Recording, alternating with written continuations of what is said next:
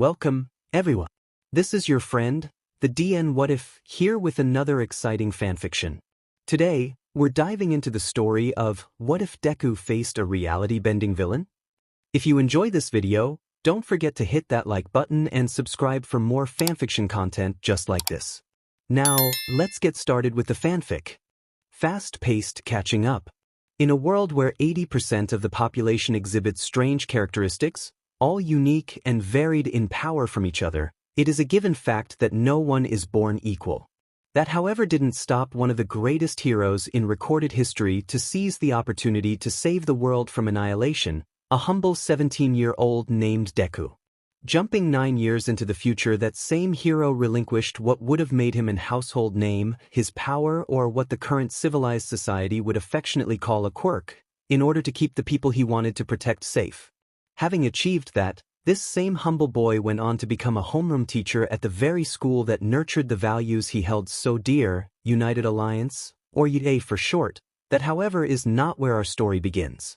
An average man in his mid-20s in a business suit sporting a messy green hair and a few visible scars to contrast what anyone would otherwise call plain appearance was resting his head on the bench of the subway train as people passed him by, with kids occasionally stopping to look at him with awe.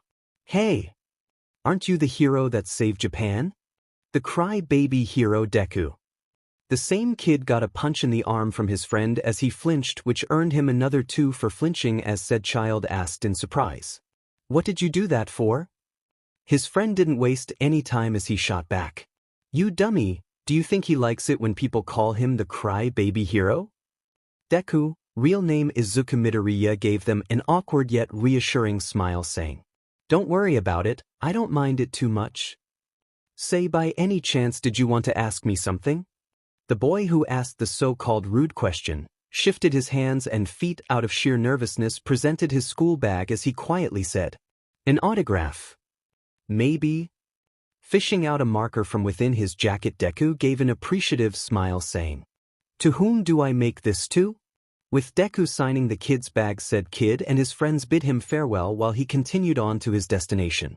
Having arrived to the intended train platform, Izuku Midoriya continued on foot towards a bar that previously was the hideout for a group known as the League of Villains, now owned legally by Shoto Todoroki, a former classmate of the green-headed teacher. Having arrived at said bar after a few good minutes of walking, Izuku Midoriya arrived to the establishment as he marveled at the impressively lavished yet modest structure before heading inside as he sheepishly asked, "Hello. Hope I'm not late or anything." A warm yet quiet tone, the kind of quiet tone you would miss unless you really paid attention to, said, "Actually, you're a bit early, Midoriya. We still have 35 minutes and 33 seconds before anyone arrives, not counting delays and late arrivals." The voice belonged to Shoto Todoroki, a pro-hero simply named Shoto to the public. Said man was about the same age as his friend, a man recognized by devilish good looks, a two-toned hairstyle with white on the right and red on the left, rocking a David Bowie look with 2 different eye colors, gray on the right, blue on the left. Formal yet still casual clothing consisting of a maroon button shirt with black breathes and the most pronounced feature, a burn mark over his left eye. "I didn't know you were counting the minutes," Todoroki said in a friendly yet dry tone. It was a slow day today. As an unintentional awkward silence developed between the two good friends, Midoriya cleared his throat asking, "So, how's your family doing?" Todoroki at that gave a subtle yet genuine smile as he replied, "About as good as expected considering our drama." Izuku Midoriya in turn nodded, knowing what his friend meant, as he ordered, "May I have a glass of water in the meantime?" Todoroki in turn prepared 1 glass of water, and while that was going on, a loud thud almost made Deku jump out of his skin as a loud and all too familiar voice boomed through the establishment. "Icy hot. Scotch on the rocks?" Todoroki at that simply asked, "Do you mean ice or actual rocks?" The owner of said booming voice, a young man named Katsuki Bakugo, an up-and-coming hero going by the moniker Great Explosion God Dynamite, tried his best to keep his, for lack of better words, volatile temper under control. "Half and half. Are you a bartender or a DMN comedians?" Todoroki at that didn't bother to respond or even acknowledge his friend, Well, maybe calling them friends was a stretch as Midoriya cut the tension by asking. You drink kakin, since when? The explosive young man kept quiet as he breathed in and out while he sat a couple of seats away from Midoriya as he evenly answered the question. Ever since the old hag and the little missus found it amusing to make my life a living hell lately. Their bartender friend interjected in a manner of fact tone. That what usually happens when a man decides to get married. Katsuki at that pinched the bridge of his nose hard, trying to pretend he didn't hear that DMN's stupid comment as Midoriya quietly told Todoroki to prepare a meal for their expressive friend before serving him any alcohol. Thankfully the bartender was 10 steps ahead on this front. Knowing you, you'll probably shrug it off. So what's it really about? Kakin breathed in and out until he finally relaxed enough to let out an exasperated sigh. You know, it really pisses me off how you can cut straight to the point, Deku. Deku sighed in return as he gestured Kakin to continue. I thought I'd spend my life beating villains to a bloody pulp and that will be enough for me, but it isn't. I think of becoming a dad, someone's old man, you know. Deku in turn congratulated his longtime old friend as a question popped into his head. So what's wrong with that? Knowing you, you don't hesitate once you've made your mind on something. Kakin sighed as he genuinely said, I don't want to mess up or do a half-butted job of it. I really want to raise a kid, but I have nothing to offer in return.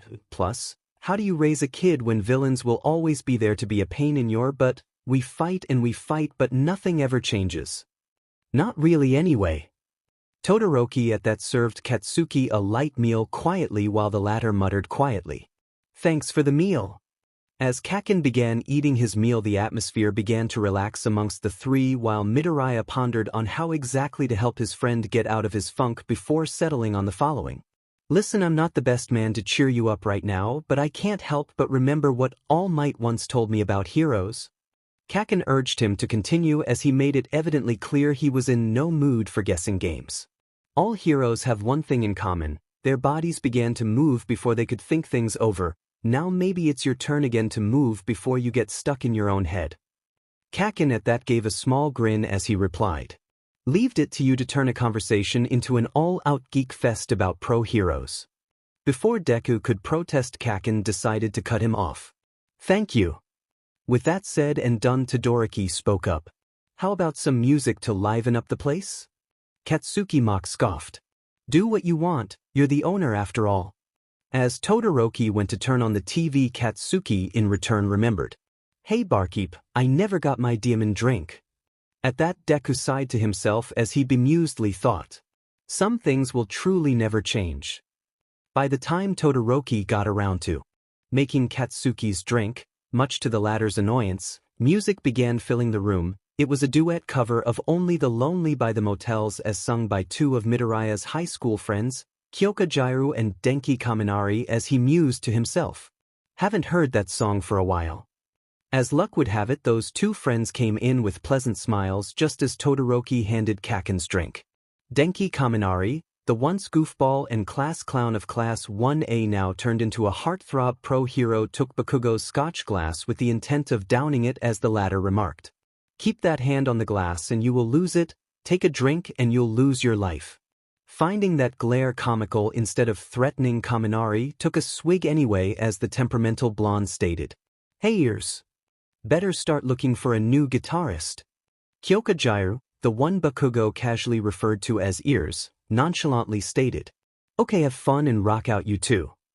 At that, Kaminari gave her a comic shocked and disbelieved look before an even comical ruckus had occurred where Bakugo attempted to make the class clown wish he was never born while Midoriya tuned the noise out as he got into the song being played, especially the following few lyrics. You mentioned the time we were together. So long ago, well, I don't remember. All I know is it makes me feel good now. Oblivious to the world around him, Kyoka on her part took notice that Midoriya wasn't acting quite like his usual self. Well, not the usual self she knew at least. Not taking notes, not muttering to himself, not talking someone's ear off in the process, so she decided to probe subtly. Hey, are you okay there, Midoriya? Snapping out of his trance, Midoriya took a moment to think before answering. I'm okay, thanks for asking. Jair didn't buy it though as she asked. Oh yeah, then why aren't you acting like your usual self? Midoriya at that knew that Jiraiya was sharp and almost good at reading people as himself, so he decided to be completely honest. I'm just trying to rein in the parts most people find annoying, both for myself and others. Mostly others. Jiraiya smirked as she simply stated. That's so like you. Remembering that it wasn't the first time he heard a comment like that, he made his confusion known. I still don't get what people mean by that. Jiraiya clarified with a disappointed tone in her voice. It means that you always put the needs of others before yours, even when it would clearly hurt you. Midoriya sighed at that, having no excuse to get him out of this conversation, so instead he decided to be completely honest with himself. It's not that I don't get what you say, but heroes are supposed to sacrifice a part of themselves for others, and I'm no different. Jiraiya, after hearing that, softened her approach. Listen, we don't want you to become a martyr, we just want you to be truly happy. To illustrate further the point, Todoroki served him another drink, stating, This one's on the house, in fact your money is no good to me, so I won't accept it either. Sighing, Midoriya began drinking the second drink as he accepted the fact that Todoroki's sincere bluntness will be one of the things that would never change alongside Kaken's explosive personality, while Jiro in turn ordered a chilled soft drink for herself. As the two classmates enjoyed the atmosphere and drinks together, the musically inclined pro-hero asked out of the blue. Tell me something, out of all of us, who did you look forward to seeing the most? Midoriya at that thanked God that he drank his drink slowly, because if not he would surely choke on it as he heard the question. Still, that didn't mean it wasn't an awkward subject to tackle, so he chose to reply as follows. Not to be rude, but why is that important all of a sudden? Jiraiya answered honestly. Think of it as an exercise for what we talked about earlier. Midoriya, after hearing that, couldn't help but sigh before he mumbled to himself mostly. I wish you could have started with something more simpler. Catching that, Jiraiya hummed to herself as she decided to make it easier for her former classmate. Tell me what you are sure about Uraraka then. Midoriya chuckled nervously. I was being that obvious, huh? Jiraiya just offered a knowing smirk that told him everything he needed to know. I can't help but feel really happy she's a part of my life. At that, Jiraiya offered her final words of wisdom for the day. Hold on to that happiness for as long as possible. Midoriya at that couldn't help but give his most genuine smile. Thanks, I will. With that said and done, the festivities continued as a few more of Class 1A came in to catch up on recent events or say a quick hi before heading their own way. With a couple more hours passing, Midoriya noticed that the young woman on his mind hasn't graced the group with her appearance. However, that didn't deter him as he noticed that early evening began rolling in. Getting up, he addressed everyone. Well guys, I had a great time, let's do this again soon. Kaminari, strumming melodies on a guitar that Todoroki placed for entertainment value, asked curiously. Are you sure you have to leave? Midoriya smiled apologetically. I wish I could stay, but I promised I'd visit my mother as often as I can, plus there are still a few papers I need to grade before the holidays. Without warning, Bakugo tossed Deku his car keys as the latter caught it. Go on, take it. Knowing what came next, Bakugo smirked. I trust you enough, besides it's insured. Returning that smirk with another of his own, Deku tossed the keys back to Kaken, stating, Thanks, but I think I'll walk back instead. At that, Kaken gave the following reply, putting emphasis on his tone to make sure everyone knows that he didn't lose any of his edge. Don't come to me if someone mugs you, you DMN nerd. Deku gave him a reassuring nod as he began heading out as a couple more of his classmates, Ojiro Mashireo, better known to the public as the martial arts hero Tailman, and Toru Hagakure, the stealth heroine Invisible Girl, came in with their hands entwined, stating together, Everyone, we have an announcement to make. With that, everyone gave their fullest attention as the duo continued their statement. We made it official, everyone. With that said and done, everyone took notice to what couldn't be mistaken for other than engagement rings. Before the festivities could continue any further, a particular young woman came in a rush as she stated the following. Sorry I'm late, I tried to get here as soon as I could. Said young woman was none other than Achiko Uraraka, a beloved pro-hero named Uravity that occupied Midoriya's mind. The woman in question was the textbook definition of the girl next door in both demeanor, looks and appearance, which was no surprise as to why everyone that came to know her was warmed by her presence alone. Quit gawking, that isn't a good look for you. Not noticing that he was caught staring, Deku sheepishly replied to Kakin. Sorry about that. Deciding to stay a bit longer and celebrate his friend's engagement, Midoriya eventually said his goodbyes to his classmates as he began his trek to the train station. That is until... Deku. Wait up. Izuku Midoriya couldn't help but stop whenever he heard his nickname being uttered. For years it was an insult, meaning as one who can't do anything or useless, being thrown around by his childhood friend turned bully, then later rival Katsuki Bakugo. However, that same name meant something different altogether until it was pointed out for him by that same young woman, calling him an encouragement. You can do it. Slowing down his pace enough for Ochako Uraraka to catch up, said young woman couldn't help but beam up to him with a heartwarming yet genuine smile. How long has it been since I saw you last? Self-conscious Deku could only slightly blush as he fumbled through his answer. Not since last spring, if I remember correctly. Getting a little too close for comfort, Uraraka simply replied. That long? Well, we've got a lot to catch up on. Walking at a leisurely pace towards the train station, the two began conversing as they shared stories about what had gone down with their chosen careers. Deku, after listening intently to Uraraka talk about her court counseling cases, in particular her latest one, took a moment to process before asking to make sure he got her right. Really? A 4-year-old who manifests a fish for a head as a quirk? Uraraka hummed to herself, stating. Believe me, I was surprised as you were. I mean, not to complain, but how do you begin with consoling a child who had his world turned upside down by something he had no control of? Hearing the distress and concern in her voice, Deku got himself together as he did what he knew best, meddle. Would you like me to help you out? I can do some research, give you some good leads to start with. Cheering up a bit, Uraraka let out a giggle. You haven't changed a bit, have you? Deku only gave a small smile in return. I guess I haven't. Having fallen into a comfortable silence, the two continued on their way to the train station as the air began to drop a bit. Noticing that Uraraka's clothes weren't warm enough for the weather, Deku made sure to empty his jacket's pockets before draping it over her with a confident smile. Hey, wait. I can't accept that. What about you?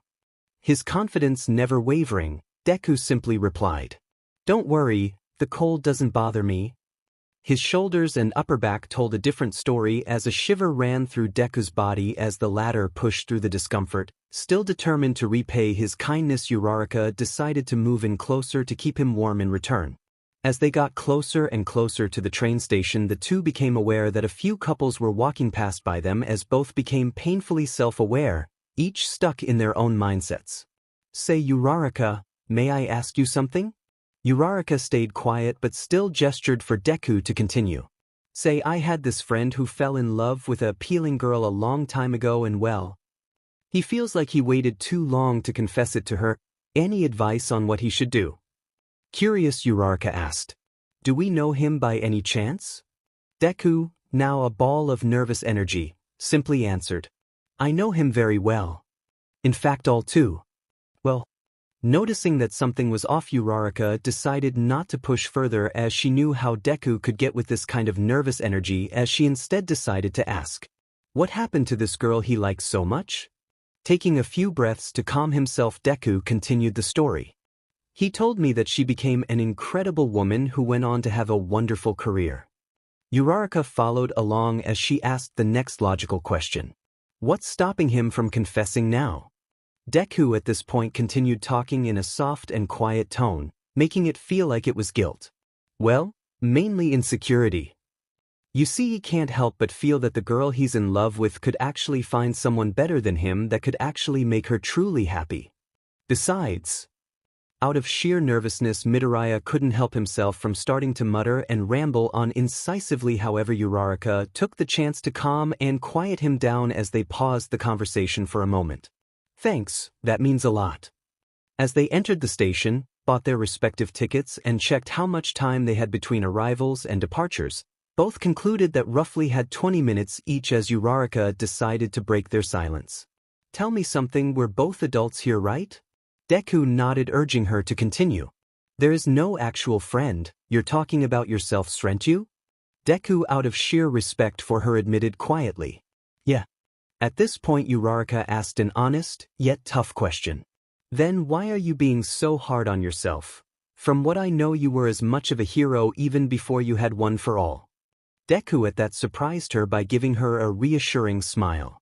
Because I meant what I said when I say that I wish you all the happiness in the world, even if it's not with me. Uraraka, seeing the sincerity in his eyes and words, allowed a small smile of her own as she said, "Since we're being brutally honest with each other, allow me to return the favor." Giving her the time and space to continue, Uraraka took a deep, calming breath before she continued the conversation as such. Right around the time we moved into the dorms, I developed a crush on you. At the time I didn't act on it because I didn't know how to handle it, not to mention life got in the way. Deku at that gave a soft smile. And boy, what a life we had so far. Genuinely laughing at that understatement of the century, Uraraka gained even more confidence as she continued the conversation.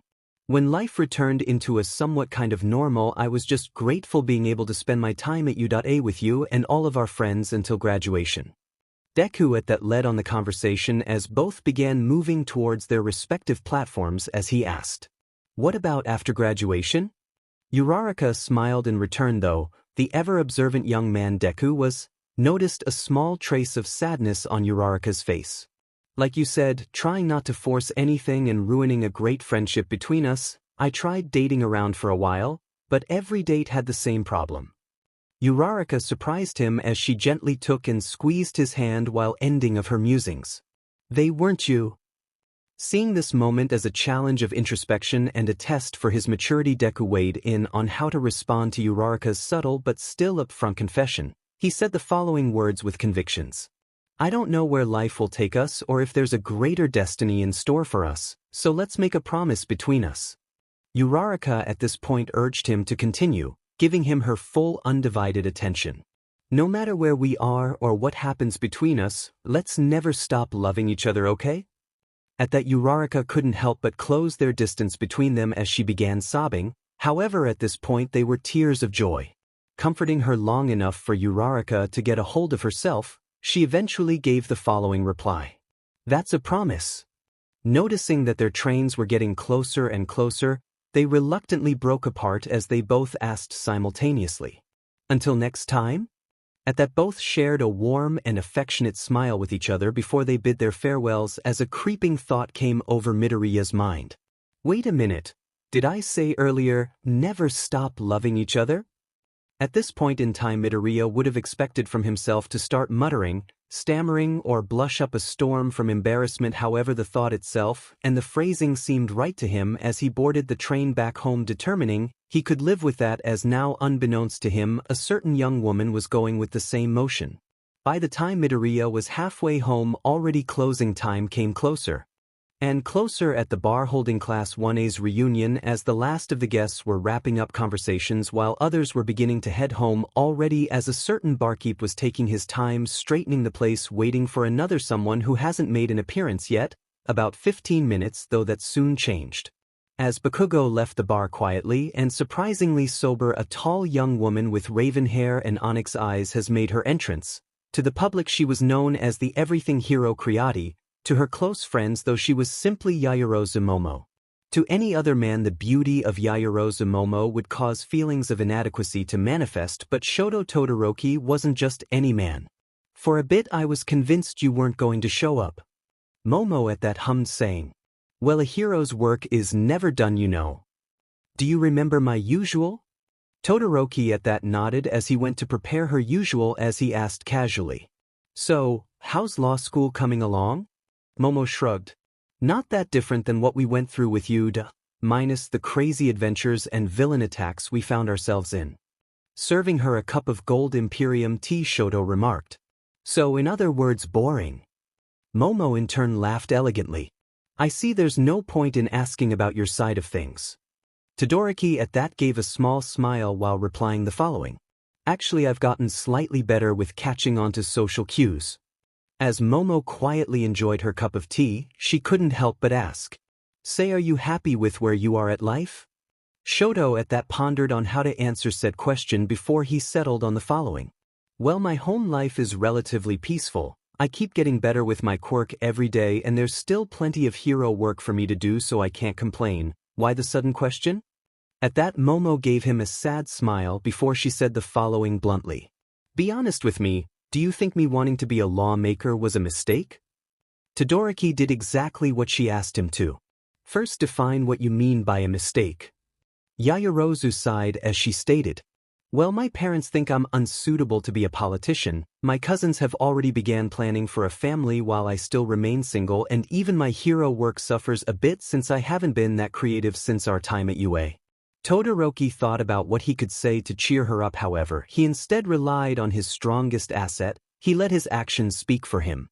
Delicately and with precision, he used both his fire and ice quirk to make a simple object, a hairpin, and not just any hairpin, as Momo recognized it as she started to ask with astonishment. Is that what I think it is? Shoto at that said quietly as he asked for permission from Momo to place said hairpin on her head. It's still not the exact one shape-wise, but I'm trying to get better. Before he could finish, Momo began tearing up with joy, saying, It's appealing, I can't believe you noticed. Shoto at that gently placed the hairpin made of both ice and flames in Momo's hair as he gave her a genuinely disappointed look as she in turn asked, What's bothering you? Shoto replied as follows.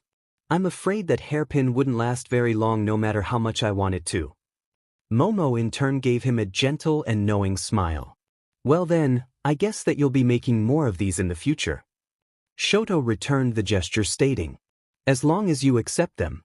With that said and done, Momo invited Shoto to sit next to her as she in turn shared her favorite tea with him, which he accepted graciously. Once the two were about done, Todoroki excused himself, saying while preparing to lock up, As much fun as it is, I need to change and start heading on patrol. As Shoto changed rather quickly, he returned to Momo in less than 5 minutes in stylish yet practical streetwear, asking her with a slight nervousness in his voice, though he managed to maintain his composure. Say, would you mind accompanying me on patrol this evening? A small silence befell upon the two as Momo eventually gave a small yet charming giggle. Why, if I didn't know any better, one might assume that you're asking me on a date. Shoto never lost his composure as he simply stated, If you want to call it a date, then a date it is. Momo at that felt a bit embarrassed and anxious as she stated, I don't think you should have agreed so quickly, it was playful banter after all. Todoroki replied in a serious tone. Dully noted. As the two closed the bar, Todoroki began moving quietly as Momo asked, So where are we patrolling? Shoto at that replied in a matter-of-fact manner, We're going towards Yokohama. As the two began walking, they fell into a comfortable silence, enjoying each other's company as Shoto noticed that Momo sneaked a few glances at him every now and then as he asked, Is there something on your mind? In a curious yet amused tone, Momo responded with, Just wondering how many women you've taken on patrol before. Caught a bit off guard, Todoroki kept his eyes straight ahead while stating, You're the first. Slightly surprised, Momo asked bluntly, Don't tell me you've never asked girls to go out with you? Sighing, Todoroki came clean, saying, I do find women likable, but I've never found the one to push me to do something out of my comfort zone. Changing the conversation in hoping not to make the situation any more awkward and uncomfortable, Momo asked, Where exactly are we patrolling Yokohama tonight? Shoto answered with a genuine and warm smile on his face, saying, Telling you would ruin the experience, so instead I suggest that you keep your ears open and listen carefully. Doing just that, Momo began hearing faint sounds of horns being played in the air, more precisely saxophones, electric guitars and keyboards, as she deduced, street performers. Shoto Todoroki confirmed it as they both continued walking amongst the crowds on the streets as various performers performed various catchy and familiar tunes. Many among them were covers of popular songs such Duran Duran Rio, Candy Dufler and David Stewart Lily Was Here and Foreigner Urgent, just to name a few. As Momo began losing herself to the sound, she quickly got back on track, asking Shoto, who in turn walked beside her, So what's our objective in this patrol? Shoto at that simply and nonchalantly answered, Simple, we cement the public's faith in heroes by preventing thieves from taking a score tonight while helping people with their problems using our own quirks, no matter how small their troubles are. Momo at that gave him a genuine smile, a big one at that. I can see why people love you. A bit flustered and flattered at the same time, Shoto opted to say quietly. Thanks, but I don't really think it can really be called love, maybe they're just grateful. At that Momo gently yet playfully smacked him on the back. You really need to learn how to accept a compliment. Shoto at that was about to give a reply as another voice, a familiar voice at that rang out from the crowds. Yamamoto, what are you doing here? Said voice belonged to Kyoka Jairu, a dear friend from their school days, practically Momo's best friend, as she acknowledged Shoto too. Oh hey dude, didn't know you were big on the whole music scene. Shoto at that honestly replied. Usually it isn't, I'm just here with Momo on patrol.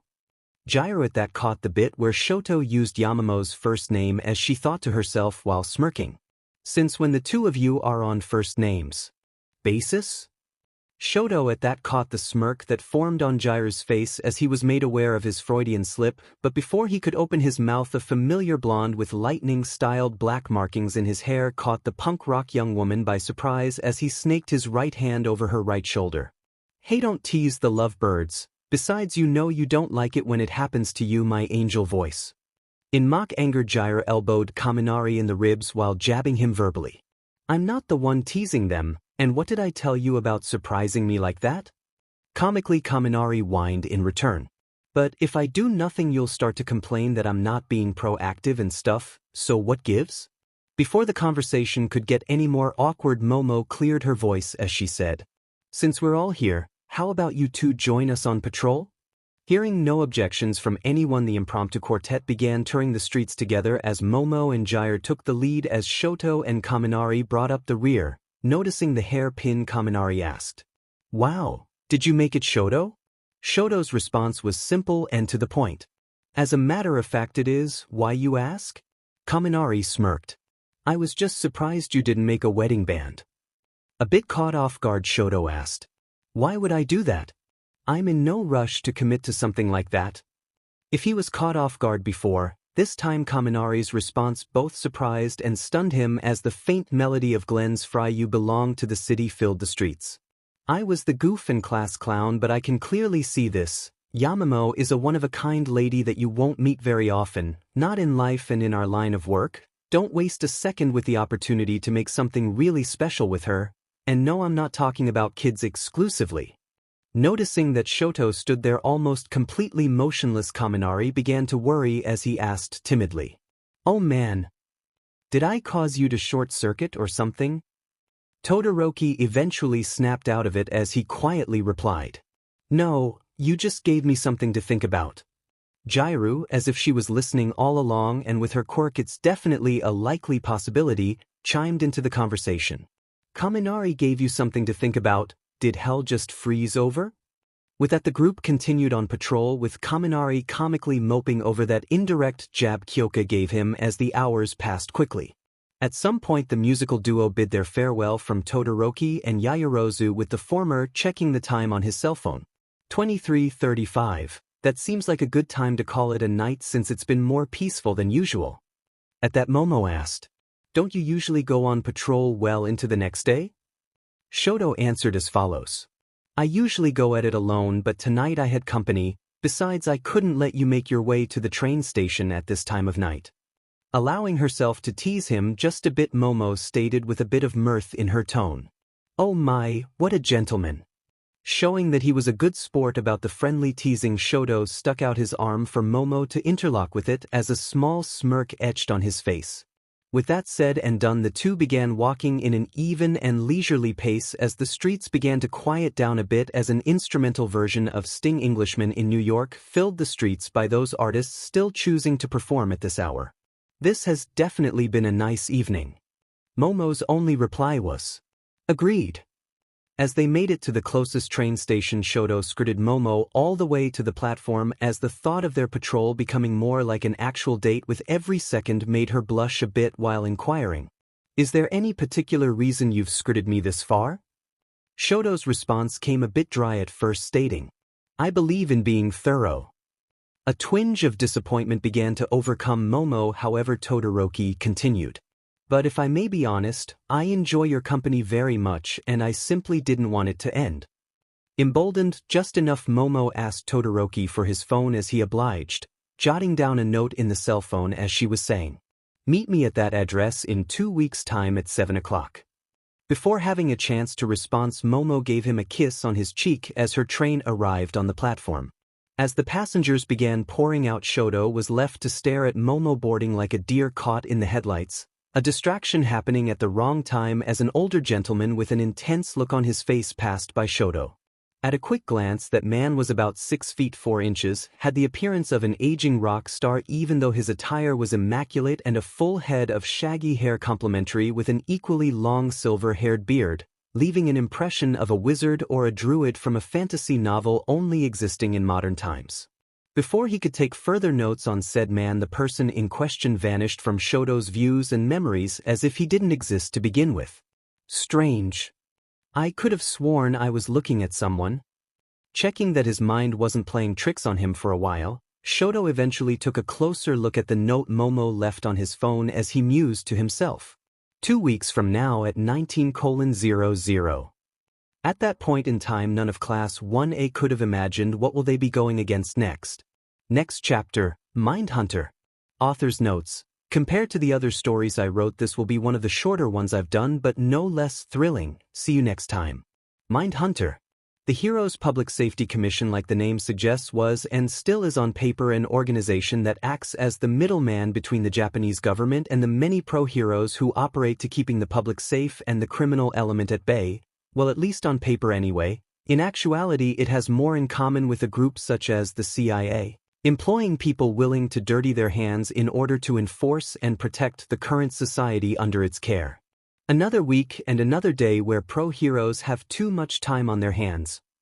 That thought belonged to the current president of the Heroes Public Safety Commission, one Kigo Takami, or simply known to the public as the former number 2 Hero Hawks. However, certain circumstances forced him to become what he'd jokingly describe as a pencil pusher. Said pencil pusher was currently swiftly and efficiently handling a stack of paperwork as he decided to try and lighten the mood by playing music in the background. Most of his music collection consisted of a mix between rock and roll and new wave, which described him to AT since he was the youngest president of the HPSC and bore a surprising resemblance to both Sting and Glenn Frey, with a dirty blonde and messy hair coupled with a look and attitude of a schemer. As a remixed version of Mr. Broken Wings serenaded in the background, Kigo mused to himself. We managed to stop maniacs like All for One from plunging the world into chaos, but we still can't figure out copyright laws. Go figure. Before he could lazily spending his day doing nothing of importance, an older man in his early to mid-60s, sporting a gaunt yet somewhat healthy physique and a mane of blonde, graying hair, came knocking at his door. Are you here as an old friend coming to visit All Might? All Might, or better known to the public now simply as Toshinori Yagi, replied with, I'm afraid not. May I have a seat? Kigo smiled waringly. By all means, may I offer you some tea? Toshinori politely declined, stating, I'm afraid that what I came with cannot be delayed further. Kigo at that dropped all pretenses. Must be something big then. Taking note to the stacks of paperworks on Kigo's desk, Toshinori posed for him a question. Did you come across any strange cases lately? As if on instinct, Kigo got up from his seat as he approached the desk as he turned up the levels on the music player resting on it before he continued the conversation. Define strange for me? Toshinori obliged. Odd as in a string of robberies occurring across Japan where there were no violent incidents, no big crews involved, and most importantly a wake of people with a severe memory loss and a confused state of mind about their own lives and identities. Kigo nodded. I may came across it, figured from the start that it had to be a quirk of some kind involved. Toshinori sighed in relief, seeing that office life hasn't dulled Hawk's senses one bit as he asked, What's the Commission's plan of actions for now? Kigo's reply came as no surprise. We need to collect intel, though to be honest I would like to reach out for outside assistance on this one. Toshinori smirked. And I'm here to recommend the best people I could think of for this job. At that, Kigo replied with the best comeback he could think of. Thanks, you're my hero. With that out of the way, the two retired pros wasted not 1 second as they got to work immediately, with Hawks gathering preliminary data and All Might making phone calls to the pro heroes in question. While gathering the data, Hawks paid close attention to both written files and video feeds of the incidents in question, especially to eyewitness reports being taken far away from the suspect's point of view, and more importantly video feeds that managed to capture as many details as possible.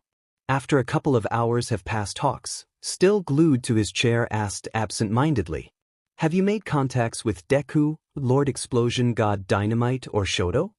All Might at that replied as such. "I already made contact with Deku and Shoto. Dynamite is otherwise busy with something, but..." Hawks finished for him. "You want to include a few more pros to cover every angle available? Who and what did you have in mind?" All Might chuckled, stating, "You weren't the number 2 hero for nothing." Appreciating the comment, Hawks urged his senior to continue. "I was thinking along the lines of surveillance and recon." Kigo gave a genuine smile. "Funny you should say that, because I noticed something on my end." With that, Hawks directed All Might to his findings as he continued. "A few things to note. First of all, our perp is at least a shapeshifter according to some eyewitnesses. Second, our suspect has had to make direct eye contact with his victims. Said eye contact had to be brief. And finally, there were cases where the security footage was either corrupted or missing altogether." All Might continued that line of thought, which may be pointing out to the suspect's weaknesses quirk-wise. Hawks nodded as he directed his attention to a few more heroes who can provide additional help.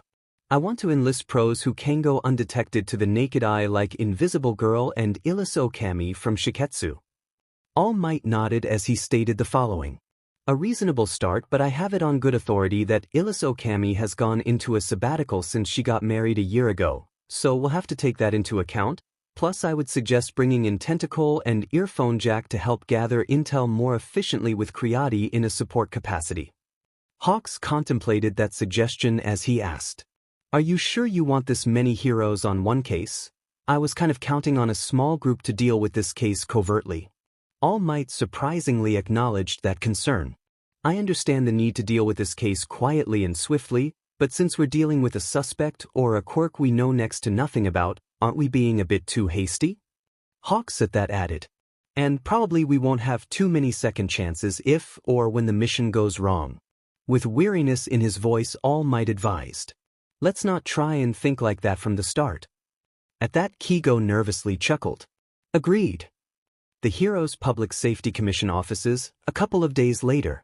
Deku, decked out in his latest hero costume, entered through the building's entrance and taking the elevator all the way to the top floor, where he was greeted by his friends Dynamite and Shoto. "You got called in as well?"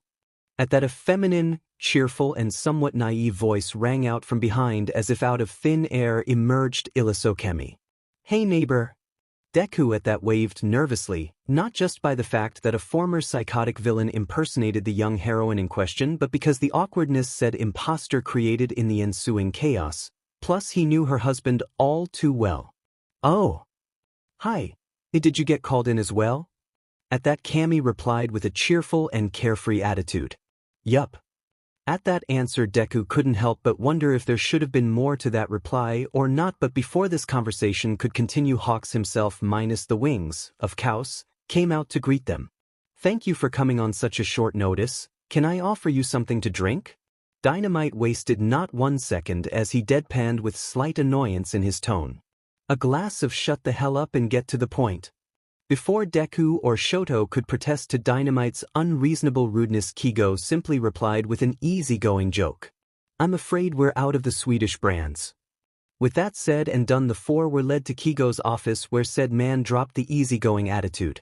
"There have been a strings of bizarre bank robberies happening all over Japan, and we need your help in the matter." Dynamite again got straight to the point. "What's so bizarre about a strings of bank robberies? Aren't there policemen better qualified for this job?" Hawks returned the gesture. "It's quirk-related. The only problem is 2 key details missing. We don't know what this quirk is and how powerful is it, so." Shoto at that chose to speak next. "You want to use us as a distraction while another team gathers the missing information, therefore you'd get that missing info so you could take care of it yourself."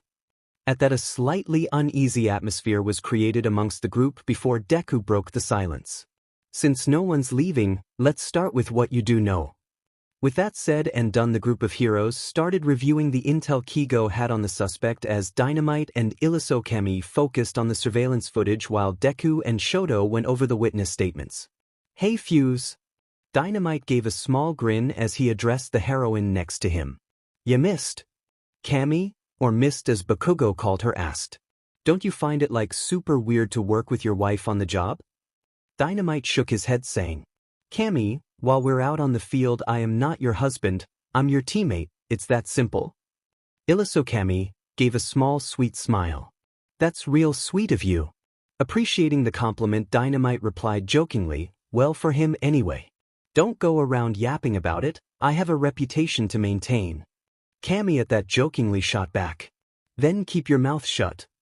Dynamite chose not to continue this banter as the group spent the next hour or so as they were caught up on the case from top to bottom, Shoto being the first to leave stating, we need to find out where this robber will strike. Dynamite chimed in. Then what are we doing here, yapping like a bunch of old ladies?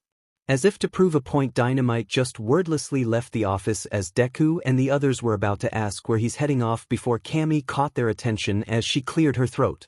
Don't worry about Fuse, he's doing his best thinking on the streets. As Dynamite left the HPSC building, he began patrolling the surrounding areas, heading northbound as he ran into Creati a few blocks away. Head straight for a couple more blocks and take the elevator all the way to the top. Creati at that nodded a simple thanks as in turn she created a device for Dynamite. A police scanner, in case you're looking for a good fight. Dynamite just nodded as he continued on his way just the same as her. About 15 minutes passed as Shoto took the opportunity to get some much-needed fresh air as he pondered on something. Knowing our misfortune, this won't be a simple case that could be solved in mere hours. Before he could continue with his train of thoughts, said vehicle got derailed as soon as he caught Creati in the corner of his right eye. It's nice seeing you again. Creati at that politely nodded as she responded with, likewise. At that an awkward yet not an unpleasant silence fell upon them until Shoto decided to rip off the proverbial band-aid clean off. About our plans for next week, I think we should postpone them till after the current case. Creati at that wasn't fazed as she continued the conversation as follows. Oh, I'm sure we can adjust the plans accordingly, don't worry about it. As Creati/Momo gave Shoto a friendly smile, she entered the building in question, ready to lend her expertise in the case. Speaking of buildings, the scenery and scene shifted to the unspecified residence of the former number 9 on the old hero's billboards chart, the equipped hero Yoroi Musha. Said retired hero was a man approximately in his early to mid-70s, was enjoying the view from in his home deep in the mountains. As the former hero kept busy with meditating as he noticed the tiniest of changes happened while he calmly stated, I may not be a pro-hero anymore, that does not mean I've left my senses dull, now speak and state your business or leave.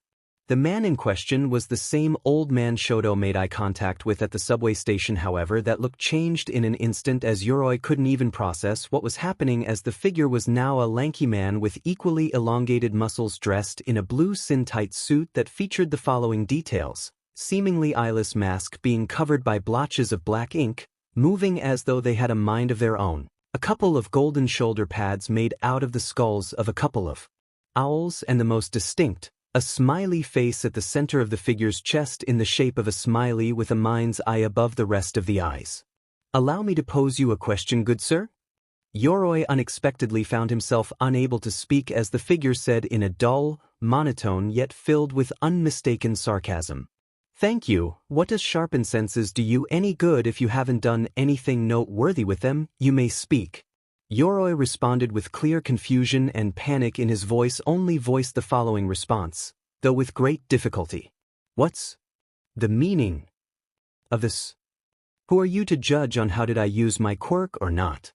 The figure at this point continued torturing the older man, saying, I'm the one who will put his potential to actual good use.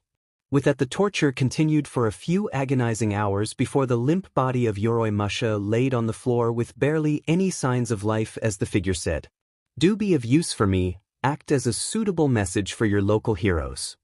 With that, the figure began to disappear as he planted one final message in Yoroi's brain, a calling card to mutter as he'll cling on to dear life, and the calling card was Mind Hunter. As the former samurai hero was writhing in agony over his predicament, his assailant couldn't even muster the faintest of concern as he simply slipped into his old man persona before dropping off the victim in the nearest populated metropolis closest to the mountain home as he vanished into thin air, presumably to continue to his next unsuspecting target. News of the incident did not escape Kigo Takami as it reached him just as he finished briefing Creati on the case. Thoroughly, if he may add, as he muttered to himself. DMNBSTRD is escalating quickly, fine. We're quick just as well. As though Creati read his mind, she immediately contacted the rest to appraise them on the developing situation, with Deku, Shoto and Dynamite course correcting and leading the charge. Within a few hours, the three in question were the first to arrive at the hospital where Yoroi Musha was being treated. Asking no one in particular, Dynamite was being blunt as ever. What are we supposed to learn from the old geezer except from, I got tortured and got my butt kicked too? Deku at that could to some degree understand Kaken's frustration since he figured Yoroi Musha may have no actual leads in the case, but he couldn't help but feel that maybe the assailant was either A, using the victim as a lure for pro-heroes, or B, coming back at some point in time to finish what he started. Look, I get you, but we need to be thorough about this case before it could get any worse. Dynamite at that sighed with frustration as he exclaimed, Don't expect me to feed him and read him bedtime stories. Deku at that gave a sigh of his own laced with awkwardness. Why am I not surprised? With that, the trio found the head doctor monitoring the old man's condition as they got the update on the former number 9. It was a touch-and-go case where the staff of doctors and nurses were doing everything they could to stabilize his condition as he closed the conversation with, Look, it would take a while before we could even consider letting visitors in, let alone for pro-heroes to question him on what happened. Shoto at that interjected politely. With all due respect, we need leads in this investigation before another victim could be added to the list of felonies this villain committed. The doctor thankfully agreed. Nobody is more well aware of it as I am, however. The best we can do for now is to treat him just the same as any other patient. Deku at that bowed to the doctor saying, Please do your best, we're counting on you. With that, the doctor returned to doing his rounds as Dynamite asked the obvious. Sitting on our buttes won't do us any good, so what's our next best move? Deku at that took a moment to think and weigh the options without annoying his friends or freaking out random strangers as he finally said, Lunch. Trying to contain his anger, Dynamite simply asked, Are you being serious with us? Right now? At that, Deku reasoned. Look, we've got a big case already on our hands. Do you want to mess it up on account of an empty stomach? Dynamite inhaled and exhaled in an attempt to keep calm. You made your point, but no hospital food, got it? On the search for a nearby restaurant, the trio began a light patrolling routine as they asked around if there were any eyewitnesses when Yoroi Musha arrived at the hospital. As much as the locals wanted to help, there were none. While having their lunch break, Shoto was deep in thought as he wondered to himself. The assailant could have left the victim alone at his home, yet he took him to a nearby hospital. Why? What is he trying to say to us? Dynamite was the first to chime in. Maybe he thinks we're dragging our buttes. Truthfully, I can't blame him for thinking that. Deku at that interjected by saying, We can't act on impulse either. We could play into his hand or cause problems for others. With that, the conversation reached a dead end as the atmosphere between the trio couldn't be more tense. As Shoto was the first to finish his meal, he began texting on the phone with Creati. Creati, any new updates on Yoroi Musha's attack? Shoto, it's a touch-and-go situation. Doctors can't be sure for how long he'll be awake or if he's about to die. Creati, any leads to go by? Shoto at that had an idea going through his mind as he texted. Shoto, Yairozu, how many drones could your quirk create for us? Creati's final reply came in. About 4 of them. Shoto at that continued texting as he managed to get an update as to when Creati will catch up with them, as he in turn gave her their latest location before finally continuing eating lunch in relative peace. So we know that he likes hitting banks and assaulting retirees, that we can tell for certain, right? Shoto and Deku followed Dynamite's point of thinking while the former spoke up. While we were eating, I've been in contact with Creati. She agreed to make us drones so we could cover more ground quickly and efficiently. Dynamite scoffed. For once I can't argue with you, icy hot. By the time the trio finished their meal and handling the bill, Creati arrived at the scene as the group went to work with each getting their own, well amongst the three at least. Hey Yaoyorozu, where's your drone? Creati at that answered Deku's question as such. Mine's already hovering over the hospital since I'm staying behind to guard our assault victim just in case the villain returns to finish the job. The trio acknowledged as they all went their separate ways with the drones accompanying them while Shoto delayed for just a bit. Yamamo. Don't be a hero in this case. If the assailant returns, please don't hesitate to call me or the others. Creati at that understood what Shoto was trying to do as she in turn replied. Shoto, do you trust me? Shoto at that sheepishly nodded. Always. Seeing the traces of uncertainty in his eyes, Creati assured him by saying, I'll be extra cautious, I promise you. Shoto eased up at this point as he continued on the route he was patrolling as Creati returned to the hospital just in time to catch the doctor who treated Yoroi Musha. Any change in his condition? The doctor gave a small nod saying, He's stable enough to talk, but I'll advise you to make it short and quick. Creati nodded in acknowledgement as she was led to Yoroi Musha's room. Creating a mask and entering, she noticed the old man hooked up to life support while respectfully entering the room. Creati observed the condition that the elderly former pro-hero was in, as well as keeping a watchful eye on his life support as she respectfully exclaimed, Pardon the intrusion, but I, along with some capable pro-heroes, were assigned to capture your assailant and bring him to justice.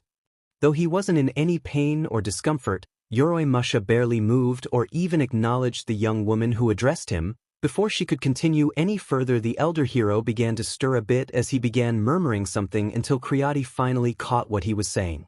Mind Hunter.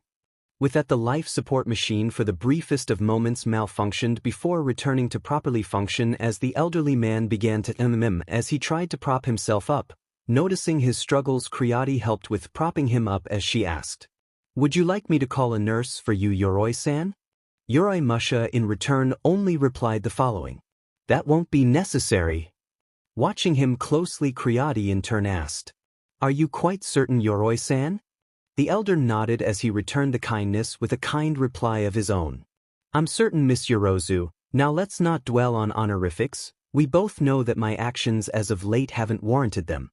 Not being a fool herself, Creati's eagle eyes noticed the subtle shifts and clues that lay before her as she responded as such.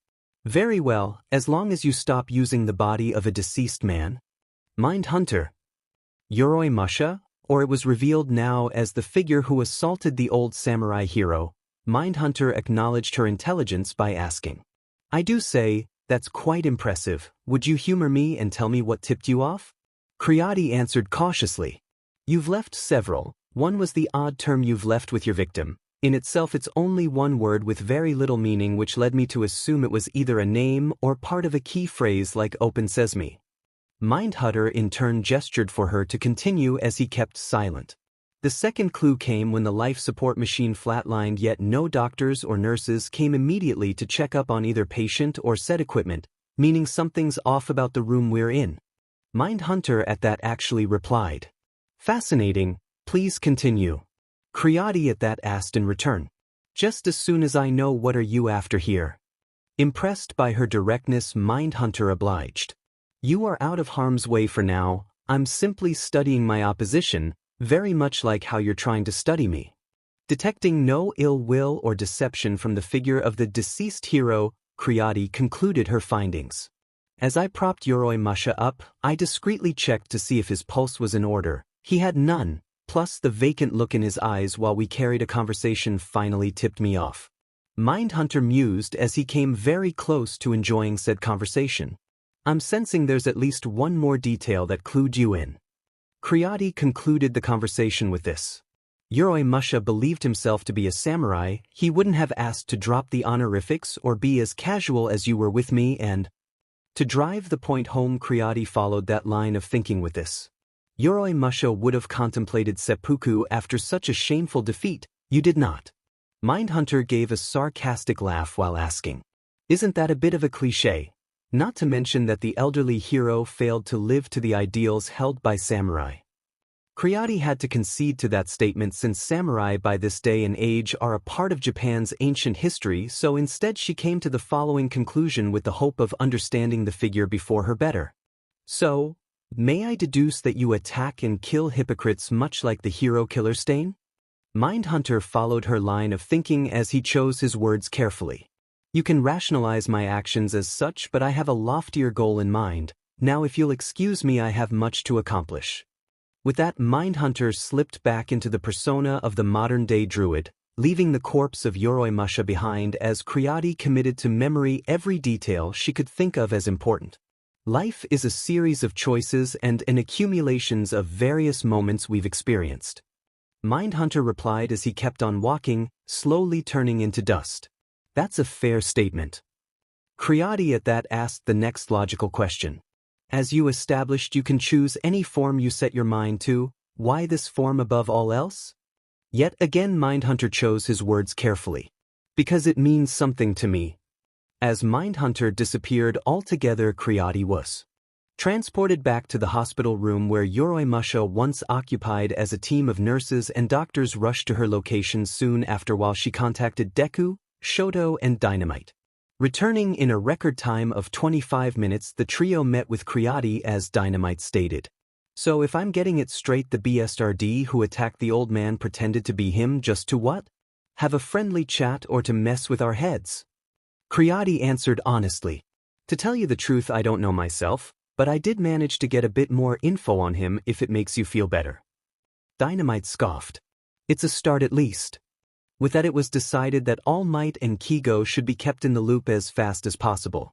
The quartet in question met with the two former heroes in an office building owned by the HPSC as Creati wasted no time giving every detail she could think of, starting with a detailed account with the assailant, Mindhunter as he was now known, ending with S detailed sketch of the modern-day druid in question.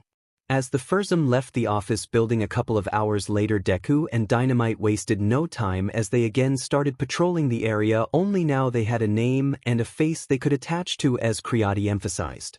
Just in case you run into him, don't engage him directly. Deku simply replied that he understood as Dynamite humorously stated. We got it, Mom. Anything else? Creati dismissed the humor with an eye roll as she addressed Shoto directly. You should help with the search as well. Shoto gave a small genuine smile and a nod. I will, but after I make sure you're 100% okay? Creati at that responded with, I guess there's no arguing with you? Shoto concluded the conversation with, not in this case. Shoto at that led Creati to a safe house nearby owned through Endeavor's hero agency as the two entered a decently furnished and sized apartment with Shoto stating the following. The fridge is stocked and there are clean towels if you want to freshen up. Momo thanked him. Much appreciated. Now if you could only point me towards the bathroom?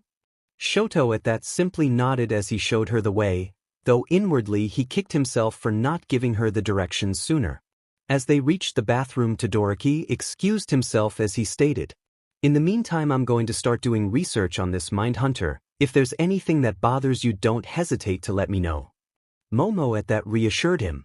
I've got this well in hand, you better stay focused on the investigation. Catching that teasing manner at the last part, Shoto murmured as Momo has already occupied the bathroom. Easier said than done.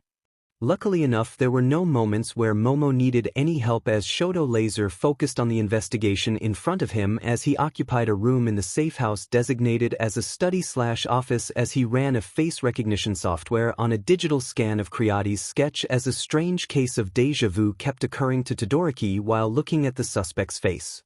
Returning with a fresh hero costume, Creati found Shoto exiting the office as they instinctively cleared their throats. I came by to offer some help with the investigation. Shoto's reply was as follows. Thanks, but it will take another hour or so until we manage to uncover Mindhunter's identity, if at all. Momo at that asked, maybe we could find it using a search engine. Not wanting to dismiss it, Shoto asked the following question. What makes you so sure it would be that easy? Creati at that shrugged. Just figured we'd find more than police records. Finding the answer reasonable, Shoto offered to make Momo some late lunch, as she in turn couldn't help but be a little impressed as she joined by his side, stating, "Don't take this as an offense, but I clearly remember that you lack in the culinary skills department." Shoto at that answered in an even tone, "To my defense, I've gotten better thanks to Bakugo's teachings." Momo at that tried to stifle a laugh. "That man will never cease to puzzle me." Shoto joined the laughter with a genuine smile. "On that we can agree on." With that said and done, the two proved to work remarkably well together as they made simple French-styled omelettes for lunch with a side dish of an onion salad as a thought began to plague Momo. "Say, how's Endeavor doing these days?" The two carried their dishes to the kitchen table as they began eating quietly, as eventually Shoto responded with, "Keeping in shape and alert considering his current condition." Realizing where she was going with that, Shoto excused himself for a moment as he called the Todoroki residence, only to be redirected towards the voicemail. "Unfortunately, I'm not getting through, but knowing my old man, he still has the judgment of the former number one hero." Momo shared that sentiment. "And reflexes, I hope." That evening, within the Todoroki's household, both the patriarch and matriarch have returned from an unspecified outing as Mindhunter watched from a place that for simplicity's sake could be described as the space between spaces. Watching their every move with great interest, Mindhunt's goal was to assess whether the retired number one hero would be a threat to his endeavors or if his involvement could be beneficiary for him. As the evening went along, nothing in the couple's routine suggested that they were aware of his existence, that is until Endeavor or Enji Todoroki in his private circle of friends and acquaintances noticed that a few messages were left on the home's phone, starting with, "Hey, I know you don't write and you don't call, but let's have lunch together, the usual place, your number one fan." Endeavor sighed in a subdued annoyance. Typical Hawks. The next few messages were left by various reporters from different media outlets looking for a comment about Yoroimusha's assault and subsequent death, which by now reached anyone and their grandmother. However, the last one caught the former hero off guard. "Hey Dad. Sorry I don't call too often as I should. If I'm honest with myself, it's not easy not calling you Endeavor or even something more formal as father. Still, I called to let you know I'm doing fine and to encourage you to do the same. Keep Mom and Fuyumi safe for the both of us. I'll talk with Natsuo too." Enji sighed in relief as though he let out a breath he wasn't aware he was holding as he said, "You have nothing to apologize for, son." With that said and done, Enji continued on with the evening as usual while informing his wife Rei that he'll be paying his respects to his son Toya.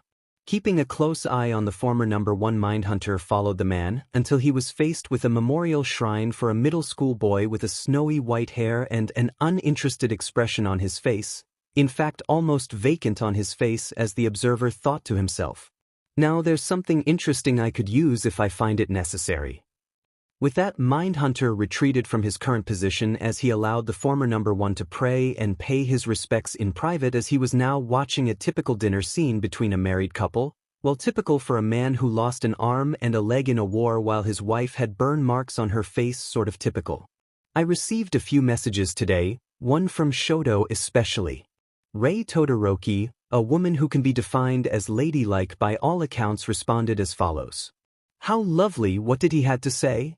Enji at that replied much like his son, in a straightforward manner. "He expresses his apologies for not visiting often and he's wishing us his best regards." With a sad smile on her face, Rei's following response was, "I sense there's something you don't wish to speak about." Endeavor chuckled slightly, though there was no genuine mirth in that action. "I suppose there's some things I can't hide from you." Rei simply nodded as she said, "You suppose correctly." Endeavor took a deep breath as he recounted the following. "Have you heard about the recent death of the equipped hero Yoroimusha? Well, I received a cryptic message from Hawks today alongside Shoto's message. In fact, our son insisted that I'll do my best to protect you and Fuyumi." Rei listened intently as she said, "Tell Hawks you'll accept meeting him and tell Shoto to come visit us." Nodding, Endeavor continued the family dinner as he asked Rei, "Have you heard from Fuyumi or Natsuo lately?" Rei gave a polite nod saying, "Last I heard they're doing just fine." With that, Mindhunter moved on from the scene as he continued with his own goals as he muttered to himself. Enjoy your peace while you can. Death has a funny way of bringing people together. Just about anyone has heard or uttered that sentence at least once, and in Yoroimush's case that wasn't any different. While the old man had no family to speak of, at the very least none that the public or former colleagues knew about, said fellow professionals, both rookies and veterans alike, carried out the funeral rites as per tradition, giving the old hero some semblance of rest. As the next couple of weeks passed, the pro-heroes who were assigned to the Mindhunter case kept investigating the mysterious figure and kept a lookout for him, roping the rest of Class 1A and 1B into active duty according to their specialty and skill set, covering as much of Japan as possible. Somewhere on the streets of Kyushu, the retired pro-hero Endeavor and former hero Hawks treaded old stomping grounds as the former accepted the invitation of the latter for a reunion. What are we doing here, Takami? Reliving a nostalgic moment. Hearing the seriousness and frankly annoyance in Endeavor's voice, Hawks answered in his usual obnoxious carefree attitude. Getting some fresh air, besides some noise, is just what the doctor ordered after a stuffy and quiet funeral. Endeavor at that kept a level head, though his younger self would have incinerated Hawks by this point. Honestly, I don't care for funerals either. I've been in far too many in my lifetime. In a more quiet and somber tone, Hawks continued the conversation with, I sense a but is coming. Endeavor didn't disappoint. Walking aimlessly is counterproductive and inefficient. You do remember how I feel about that. Hawks at that let out a sigh before asking his childhood hero, I assume you went over the reports we've compiled on this Mindhunter Joker so far? Without fail, Endeavor confirmed. About 90% so far. Now what's puzzling me is the question, what a retiree like me could do to help solve the crisis at hand? Hawks reverted back to his carefree, often mistaken for a lazy attitude. I want you to put Shoto's mind at ease. He may not show it much, but he is a worrywart when it comes to the people closest to him. Sharp as ever, Endeavor pointed out. Somehow I doubt it's about Shoto. You want me to return to active duty? Hawks snorted. You're as sharp as ever, I see. Endeavor remained quiet as the two former heroes kept on roaming the streets while coming across a few fellow familiar and new faces patrolling the area, keeping the streets safe as the former addressed his younger colleague and, unironically, his #1 fan. Do you still remember the reason behind my retirement? Hawks nodded in approval as Endeavor wasted no time getting to the point. I still believe in what I said. My failures overshadow the few successes I accomplished in life. People need heroes who can make them aspire to do and be better. I am no such hero. Hawks surprisingly didn't argue as he chose to approach the subject from the following angle. To say I'm a great believer would be a bold-faced lie. If I was, I wouldn't have to spend the rest of my life justifying killing twice. But if life taught me anything, Endeavor, in his own way, urged Hawks to continue. I believe life gives us chances and opportunities. Now you may no longer be an active hero, but you are still a man and a father. Now the question is, what will you do as both? Endeavor simply nodded as he noted. As usual, you find new ways to provoke and annoy me. Hawks at that replied jokingly. I aim to please. With that, the two former heroes conducted their lunch meeting as scheduled to throw Mindhunter's suspicions off just in case he was watching. In fact, he didn't. What Mindhunter was doing at the moment would in fact be considered far more worse. He was gathering intel and visual cues as much as he could on 4 individuals, 3 men and 1 woman. Who they were at the moment will not be revealed. What will be, though, is what they have in common. A shared history and run-in with a certain school for top-tier heroes. As Mindhunter roamed freely as a ghost around the halls of UA, he was privileged on eavesdropping on a conversation between the hero named Deku and Principal Nizu, a creature often mistaken for a mouse or bear, though what wasn't mistaken about was the creature's mental capabilities, which could rival his own. Has the school's security been upgraded, as I asked? Nizu replied as follows. I did even better. I upgraded our encryptions on every computer file at UA. Deku at that nodded as he started to think quietly for himself before he uttered. Do you think that will be enough to stop him?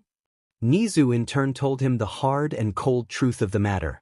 With a quirk like his, those are just stall tactics.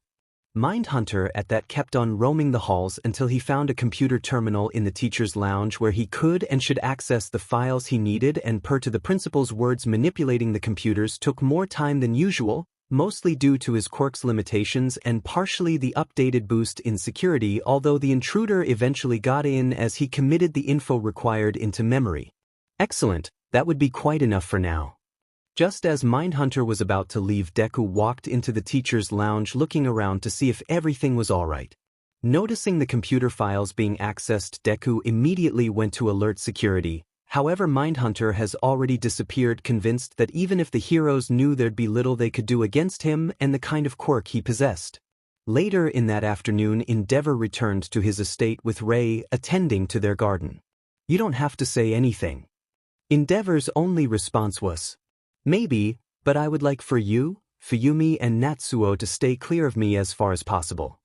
Rei at that finished tending to her garden as she addressed Endeavor, NG directly. "What have you gotten yourself into this time?" The former hero was about to answer as the phone from inside the house began ringing as he excused himself. "I'll tell you in a moment." As he picked up the phone, Deku's voice came on the other line as he gave a possible update on Mindhunter's next movements. "Deku, listen carefully, do not rush in there to stop him, do not even attempt to face him head-on, just delay him long enough for me to get there, understood?" Deku confirmed the order as Endeavor hanged the phone, walking out of the estate as he told Rei, "But, wish I could say that I love you, but our relationship wasn't built on that, it was built on respect and trust." Rei at that replied evenly, "If you believe it to be true, please don't talk as if you're not returning." Endeavor, unfazed by the prospect of dying in battle, countered his wife by saying, "With a villain like the one I'm about to face, that is most likely what is going to happen." Rei at that tried to keep her cool, however her emotions started to get the better of her. "Why do this when Shoto will still need you in his life? What about Fuyumi or Natsuo for that matter?" Endeavor took a deep breath as he chose to confront his wife head-on.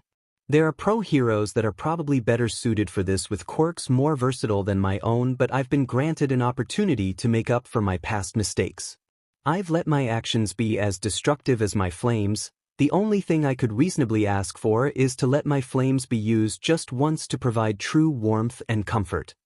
Arguing with Endeavor at this point would be both tedious and tiring, as Rei yet again chose to put her trust in her husband as she picked up the landline, calling a specific number. As the call connected, Rei began cutting to the chase. "I'm terribly sorry for the short notice, but Endeavor needs your aid once more." The voice on the other line responded as follows. "I presume that I should bring that suit as well?" Rei confirmed the man's assumption as he told her he will be there in 30 minutes or less as she ended the call while Endeavor spoke up, bowing slightly. "Thank you for everything." Rei at that raised NG's head a bit as she placed a small and chaste kiss on his right cheek. "You said before that your flames never gave anyone comfort. That's not true. Every civilian you saved, every hero you've lent a hand to, and even securing a future for myself, those were moments where you gave comfort to every one of us. Now go and do that again, Endeavor." A little touched and surprised, Endeavor gave a nod as he bid farewell to his wife as he exited the estate. Just as he exited the front of the house, an all-too-familiar car with a man who could be just as blunt as him, Untenmaru Kurumada, stopped next to him as said driver greeted his boss. "Couldn't hack it as a civilian anymore?" Endeavor's only response was, "An opportunity arose that I couldn't ignore. Could I count on you once again, old friend?" Untenmaru's only response was, "You don't have any other friends." With that said and done, the two didn't waste any time with pointless chatter as Endeavor instructed Untenmaru on where to go and how fast he needed to be there. As Endeavor donned his hero suit once again, the Flame Hero inspected the suit to see if his prosthetics got in the way. In terms of design, the new suit matched the previous ones, with it being navy blue, orange with a touch of silver on the shoulder pads, with one slight difference, his artificial limbs being covered in silver armor matching the rest of the gear. Now the man in question would oppose unnecessary bulk, but said attachments were specifically made to withstand the Hell Flame quirk. "Are you all right in the head?" Endeavor evenly asked. "Are you asking if I finally lost my mind or if I'm doing it for the right reasons?" Untenmaru responded without fail. "Both." Any other boss would find this kind of attitude as grounds for dismissal, however Endeavor wasn't any other boss. Both seems like a fair answer. As the car neared the first of what would become an emergency site, Endeavor ejected out of his driver's car using his hell flames as makeshift jet engines as he noticed pro-heroes evacuating as many as they can, mainly Grape Juice, Sugarman, Cellophane, Red Riot and Ingenium evacuating civilians. How the evacuation efforts are going? Red Riot was the first to answer. If everything keeps going at this pace, then we should be done in 20 minutes, sir. Endeavor gave a slight nod before taking charge.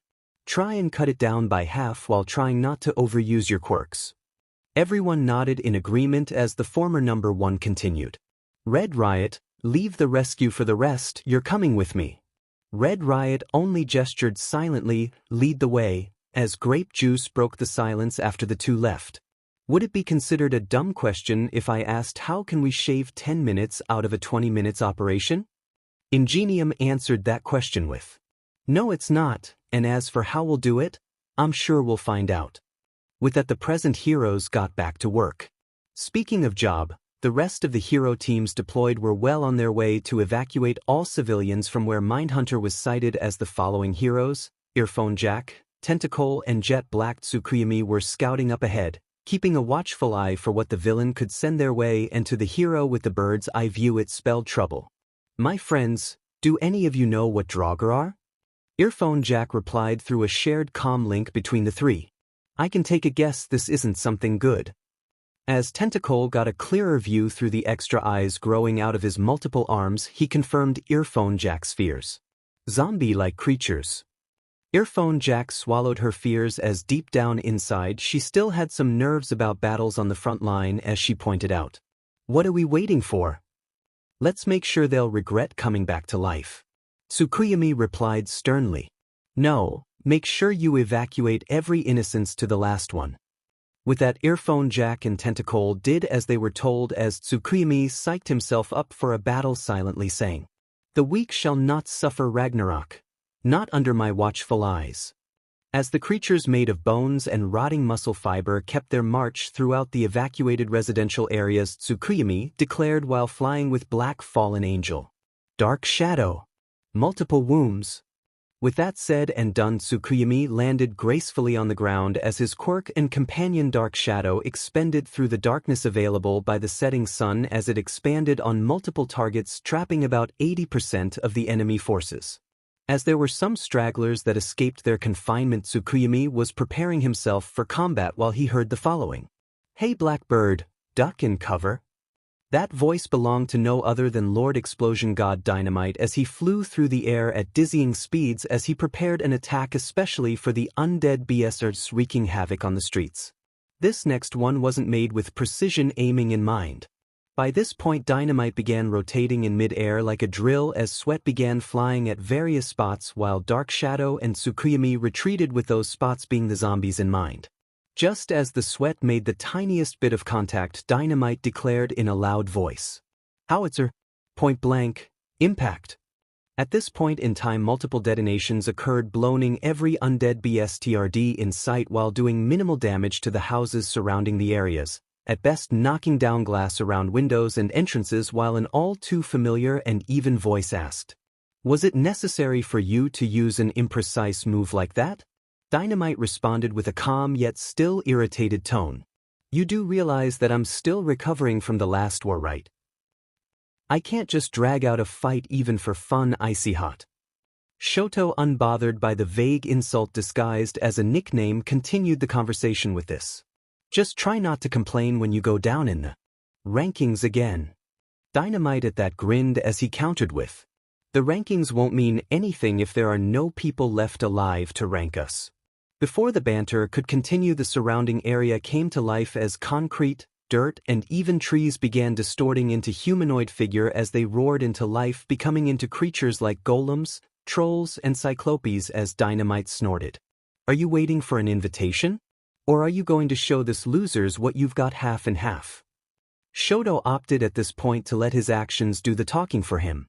Cold Flame's Pale Blade. Using his phosphor technique, Shoto combined both his flames and ice to create specifically a lance-like object, throwing it at the creatures.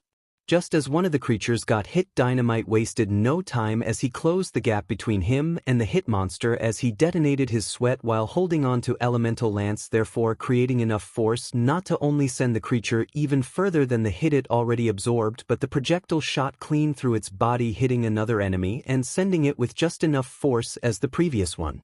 "Hey Deku, are you slacking off back there?" Deku, the hero with the trademark green lightning effect, ran across the streets, taking down multiple enemies with precise kicks and punches to strategic locations as he stated, "No.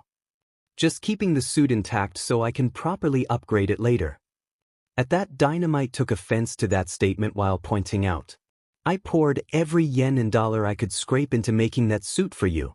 In fact, I even went and asked your friends to chip in. So don't tell me this suit is less than perfect. Got it, nerd?" Deku nervously laughed as his sweat dropped. "They're your friends too." Before this conversation could continue, a mashup of zombies and elemental creatures materialized, though the latter seemed to be a bit more unstable than the first batch. "Deku, half and half. You make sure these small fries don't get in my way. I'm going to send those big ones to hell where they belong." At that, the two agreed with the temperamental blonde as they resumed their fight, with Shoto even going as far as to make a battle axe out of fire and ice. As the trio fought, Dynamite took at least 4 all-in-once. However, some managed to evade him while zombies managed to swarm him until Endeavor made it to the scene. Flash fire bow. Arrows of Apollo. With that, a barrage of fiery arrows shot out of a bow made out of pure fire as every shot incinerated the targets, with Dynamite commenting, "Figured you were still too young for the pipe and slippers, old man Todoroki." Endeavor didn't say a word towards Dynamite as he simply asked, "Have you gotten them all?" Shoto nodded. "So far." Endeavor in turn relayed the following commands as he mirrored his son. "Make sure that the rest of your friends by UC with rescue and evacuation are well protected." Dynamite pointed out the following. "A ND who's going to protect you since you weren't active for 8 years?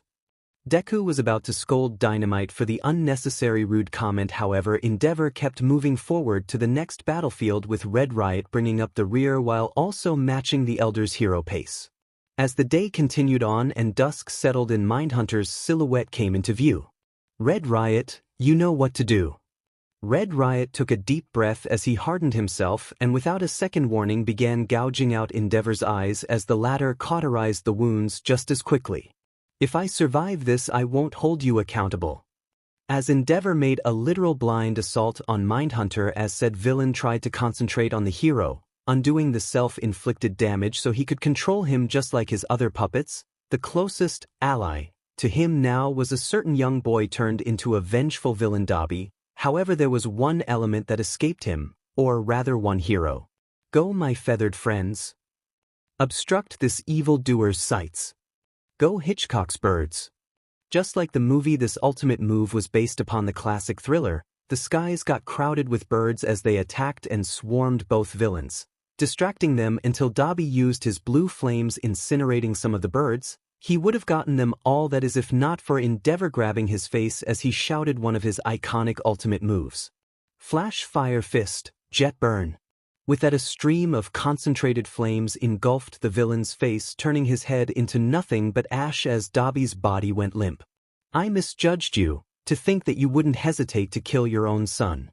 Endeavor showed no visible emotion, however his words carried unmistakable anger and malice.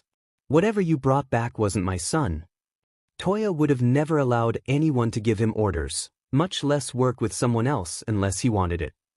Clearly amused, Mindhunter stated, "Clearly you're a lot sharper than I gave you credit for."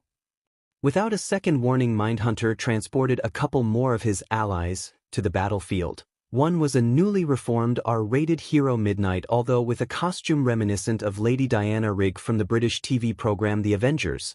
Or, to those who wouldn't get the reference, a skin-tight bodysuit evoking a classic Diamant RX with plenty of exposed skin for the newly resurrected female corpse to use her quirk.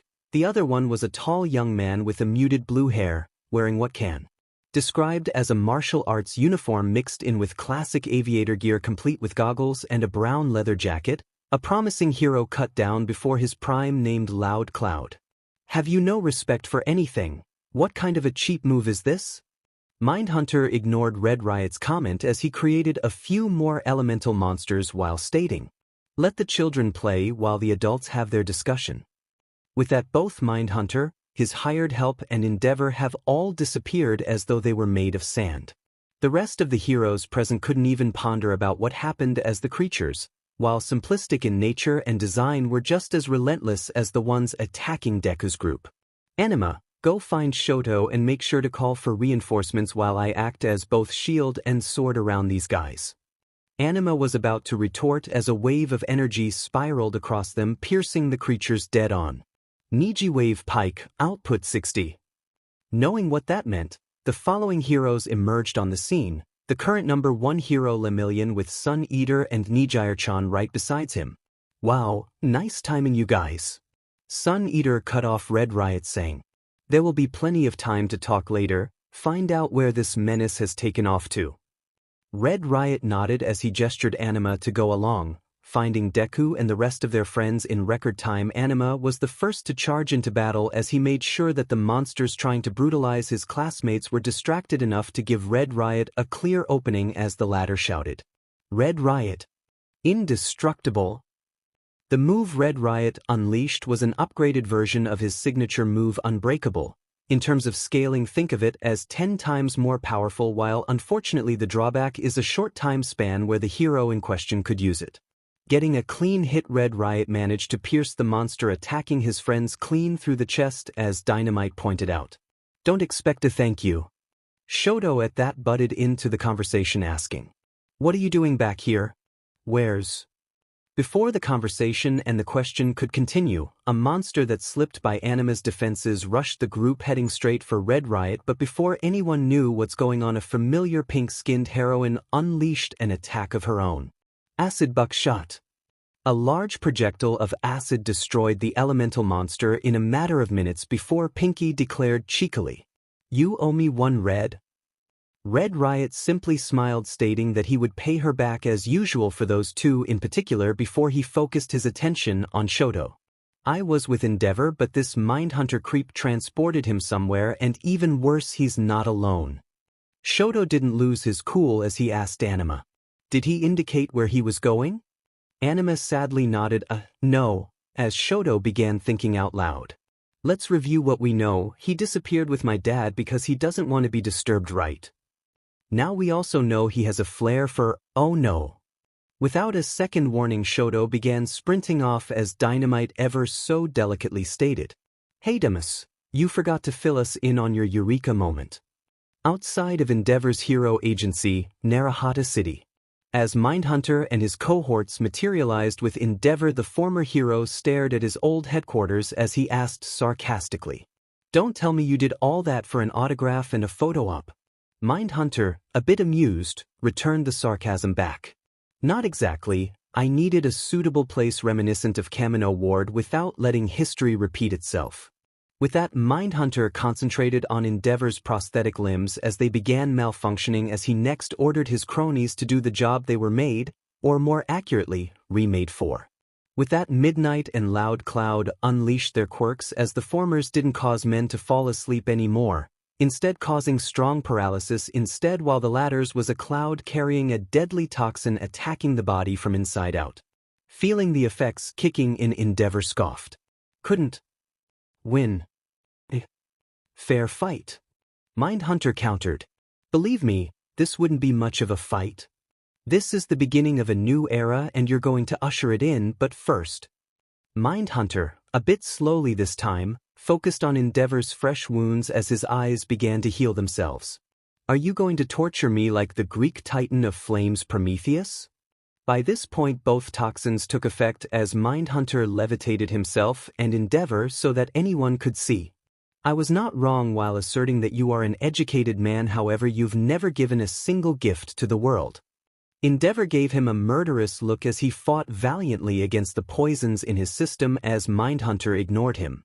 "Let's review the facts. You haven't arrested or caught corrupt politicians from swindling their voters on a regular basis. You haven't done anything to lower suicide rates. You haven't used your quirk to solve any major energy crisis, and that's just to name a few. shall I continue? Endeavor gave him a confident look saying, by all means, you're just giving real heroes the opportunity to defeat you. Mindhunter did not entertain him this time as he began torturing the former hero while a crowd of onlookers gathered around the hero agency in the droves while Endeavor tried to free himself by using Hellflame. You'll only hurt yourself and others by doing that. With this, the torture continued, and like Prometheus himself, just when the pain and poison would claim Endeavor, Mindhunter would cure him, only for the process would start again as the former hero's only thoughts were, I have to wait for the right moment. As though the universe heard him, emergency services arrived at the scene to disperse the crowd gathered as Mindhunter got distracted just enough for him to use his quirk to float up to the roof with Midnight and Loud Cloud on his trail. Don't worry, you'll soon get to rest peacefully once more. Endeavor at that pulled back both of his arms before launching them forward shouting, Hell Curtain! With that a stream of concentrated flames were released covering the two reanimated corpses as the flames ate away at their flesh while the former hero in question noticed how badly his prosthetic forearm was acting. At this rate it wouldn't last for too long, can't let him catch wind to that fact. With that said and done, Endeavor wasn't going to let this Mindhunter character corner him as he began sprinting inside to his former hero agency, finding a secluded spot away from the villain's prying eyes as a nearby inline office began ringing. Acting quickly, Endeavor picked it up as Shoto's voice could be heard. He took you to your old agency, didn't he? Unfazed by the blunt greeting, Endeavor replied. Indeed, but I managed to slip out of sight, no matter how painful it may be for me to admit that. Shoto on his end continued straight on to business. I managed to gather up a few heroes and sent them your way. Please think of them as newly recruited sidekicks. Endeavor in turn did not protest or dismiss the idea since his son proved time and time again that his instincts made him a better hero than he was in more ways than one. Understood, I'll give them clearance on my end. True to his word, Endeavor allowed the backup team to enter the building covertly once they arrived, all without alerting Mindhunter, though honestly it stood to reason that either he didn't fully recover just yet to pose an actual threat or he's doing it out of a twisted sense of good sportsmanship. As the backup team finally met with Endeavor in the flesh, he noticed that the team consisted of 3 promising pro heroes, Can't Stop Twinkling, Illusio Kami and Invisible Girl. I'll cut straight to the point, I'll need a solid distraction from you 3 while I would approach him as close as possible to apprehend him, don't let me down. Noticing the state of his prosthetics, Kami blew a large amount of mist as it covered the 4 of them as she stated. That creep won't be able to spot us for at least a couple of hours so you can get your gear patched up and working. Though he looked like a brute of a man, Endeavor had the foresight to learn the inner workings of his prosthetics to be able to make repairs and maintenance when the occasion called for it. Finishing in record time of 25 minutes, Endeavor inspected his gear one last time before he said, Listen carefully because I'll say it only once. Twinkling and Invisible Girl, head downstairs towards the middle floors of the building. Once you get Mindhunter in sight, use your quirks to blind him for as long as possible. Illusio Kami, you're staying close to me. Use that mist of yours to keep me covered just in case that villain manages to recover too quickly. Got it? With that said and done, the impromptu hero team executed their plan as Mindhunter got distracted long enough for Endeavor to return to the roof with Kami hot on his trail saying, Not to be a pain, but I can't go along with what you're doing.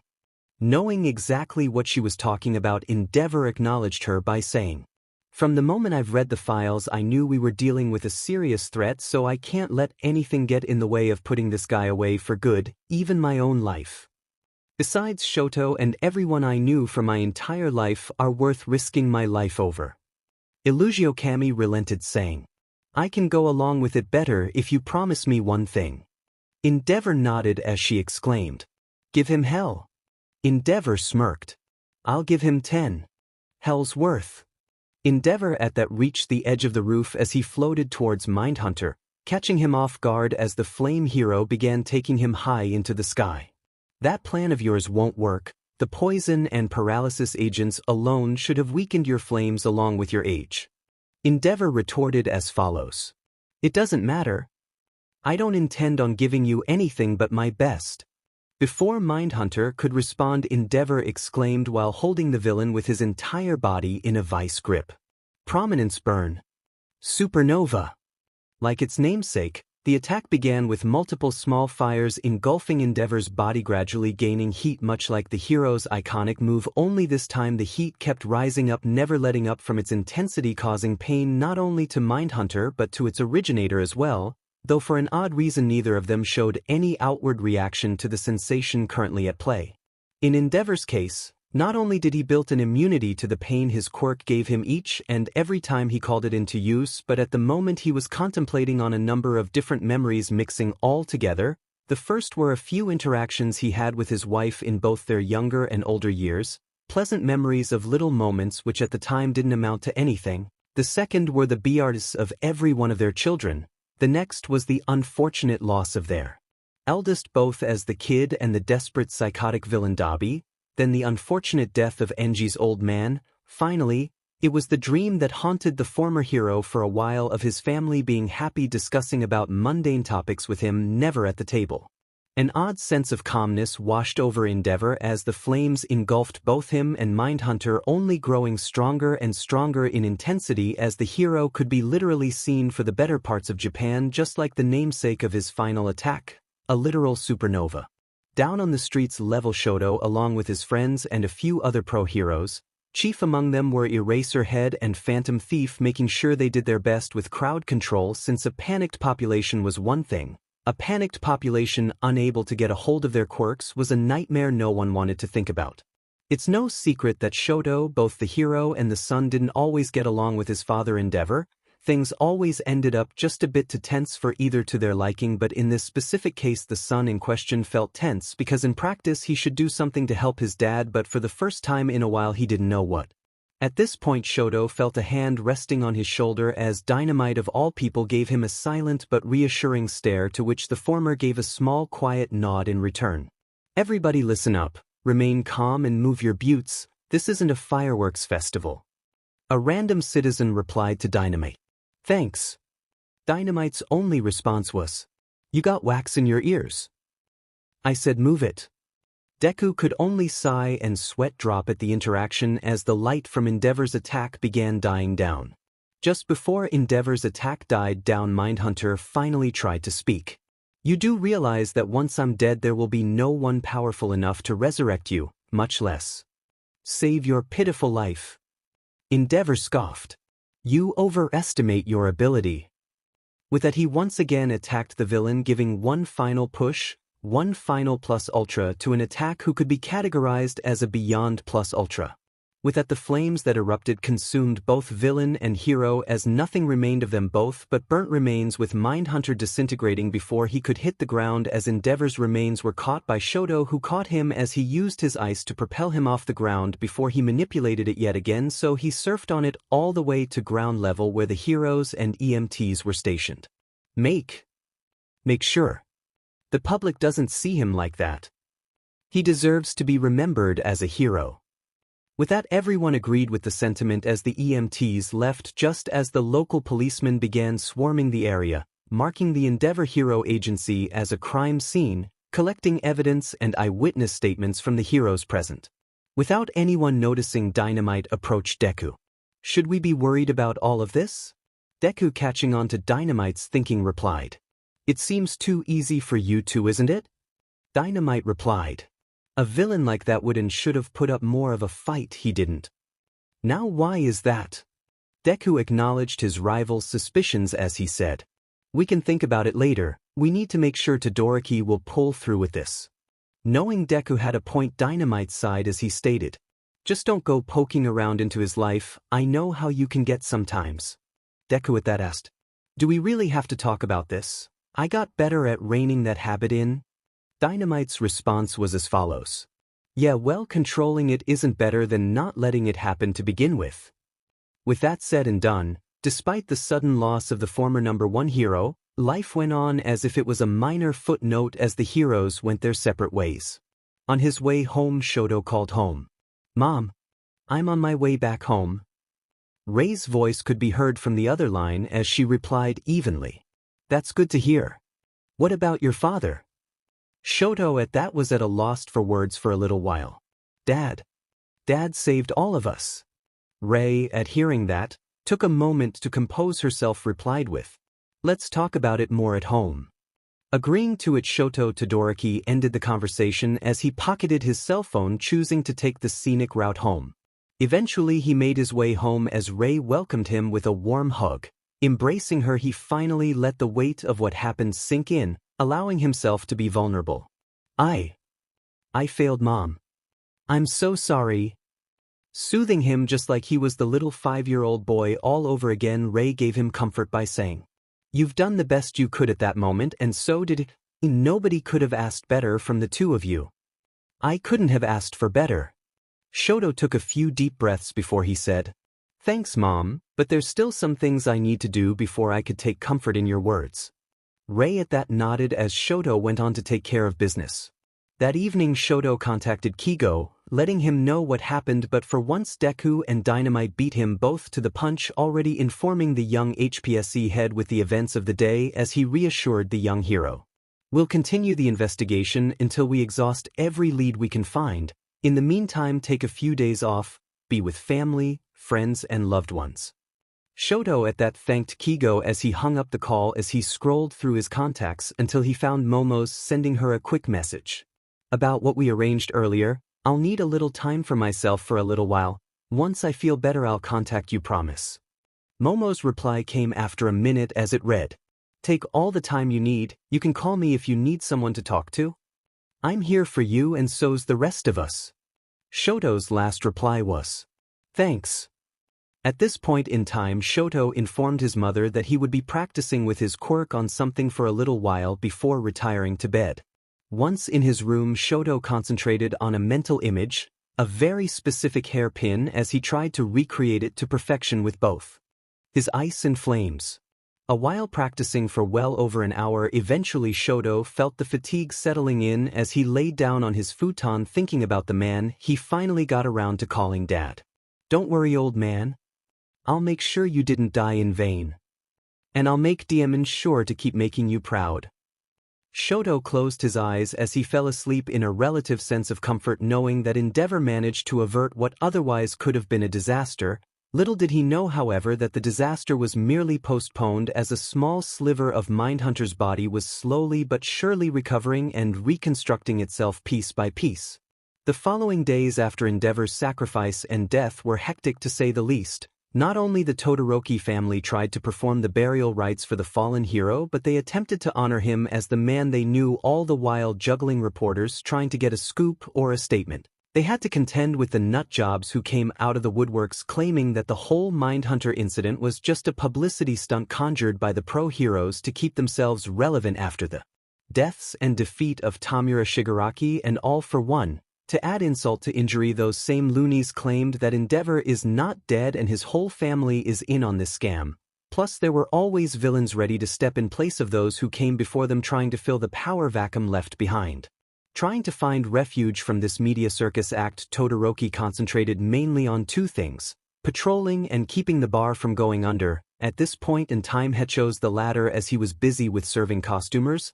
All in all, another day and another yen earned. That is until a certain woman he knew entered the bar.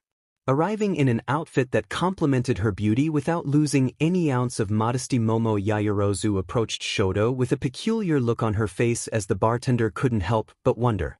Did something happen? I'm sure I didn't forget anything important. Or did I? Momo at that reassured him by saying, "No, you're more than fine. It's just these wackos with the conspiracies from TV and social media. They're not letting up from harassing anyone involved in that incident." Now it was his turn to reassure her. "Momo, that's okay. I already made peace with the fact that my dear old man won't be around anymore to push me to do better, or just shared a simple conversation. Or even meeting his grandkids one day. I'm being depressing, aren't I?" Momo nodded sideways. "No, you're opening up and doing great." Giving her a genuine smile, Shoto served her favorite drink as he joined her, saying, "Say, are we still up for that arrangement we made?" Momo smiled at him, saying, 3 days from now, remember to wear something formal and don't be late." Nodding, Shoto took a look at the time as he said, "Looks like it's closing time, wait right here." Getting changed quickly, Shoto began closing the place as he was wearing his civilian attire as he stated the following. I know we each have our pride, but I would kick myself to no end knowing that I left you alone to fend off those conspiracy crazies. Blushing for a bit, Momo could only utter the following. Thank you. Closing the bar and heading outside, the two walked outside with not a single yellow journalist giving them hell as Shoto walked Momo to the train station. Looks like Christmas would be coming soon. Momo at that nodded and hummed. So you figured it out, yes, you're invited to spend dinner with me and my family. Shoto could only reply with, sorry for ruining the surprise. Momo at that stifled a giggle as she nodded her head sideways. I'm the one who should say sorry, I just didn't want to make you nervous inviting you on a date, a family dinner no less. Shoto asked innocently, should I be nervous? Momo at that gave him a genuine smile saying, father is easily impressed while mother is easily to criticize, so I'd say your odds are about 50-50. Shoto deadpanned the following. Only 50-50, thanks for the boost in confidence. As the two shared a quiet moment together, an idea clicked into Shoto's mind as he asked. Say, did you manage to do your Christmas shopping already? Momo caught on quickly as she said, well, there are a few more things I'd like to buy, so you're in luck. Making a detour, the two went Christmas shopping together as Shoto took a surprising interest in making sure he bought the right presents at the right prices. Having done with their shopping rather quickly, Shoto checked his phone as he saw a weather update saying that in about an hour or so people should expect light snowfall. Momo, I really think we should buy warmer clothes. Momo in turn simply replied, I saw the weather forecast, follow my lead. Doing just that, an hour passed quickly as both of them left the mall with an appropriate winter attire as Shoto stated. Thank you. Momo, confused, simply asked while carrying her shopping bags. What for? Shoto replied evenly, though there was a nervous tick in his body language. For giving me a small moment of normalcy. At that, Momo gave him a friendly smile as she added, and probably for helping you with shopping. Shoto at that gave Momo a genuine smile saying, that goes without saying. As the two continued walking through the city towards the train station, snow began to slowly fall as Shoto pointed out. Did you know that snow is a good omen on a date? Momo replied to him with warmth, probably due to her blushing at the fact that he considered what they were having as a date in a casual manner and tone. Something to do with snow being a symbol for serenity and purity. 3 days at that passed quickly as the snow began piling on as Shoto arrived at the address Momo gave him. It was the Yayaroza house just near you, the one his classmates were bragging about in their first year just before midterms as he approached the gates with a small package in his arms. Greeting him was a fairly tall older gentleman with a dark-toned hair with a few strands of gray and a thin mustache, giving Shoto an impression of a European aristocrat, to his recollection that must have been Momo's father. Good evening. The man in question gave him a playful yet stern stare before smiling at him. You must be Shoto Todoroki, correct? My daughter speaks highly of you. As the gentleman led Shoto towards the house, the latter asked the former, isn't that customary to introduce yourself by name? Smirking, Momo's father noted. Indeed, allow me to introduce myself. My name is Ottavio Vittorio Yayarozu, and who might you be, young man? Shoto Todoroki slightly bowed as he said, nice to meet you, I'm Shoto Todoroki, but as you mentioned before you already knew that. The man recognized as Ottavio noticed the package in Shoto's hands. You've came bearing a gift, should I be worried? Not sensing any malice in the man, Shoto responded with, I believe it's rude for a guest to greet his host empty-handed, correct? As the two continued towards the house, Shoto couldn't help but notice that the garden they were passing along the path looked more like a forest as Mr. Yayarozu caught the young man's amazement. I know it probably seems like much, but I tried to cultivate here a little piece of home. Shoto apologized and confessed. Sorry, I guess this is something that needs getting used to. At that, the old man looked a bit remorseful, saying, I beg your forgiveness for not saying it earlier, but I'm very sorry for your loss. Shoto thanked old man Yayarozu, saying, no harm done, in fact it was welcomed. Thinking about it for too long won't change the facts.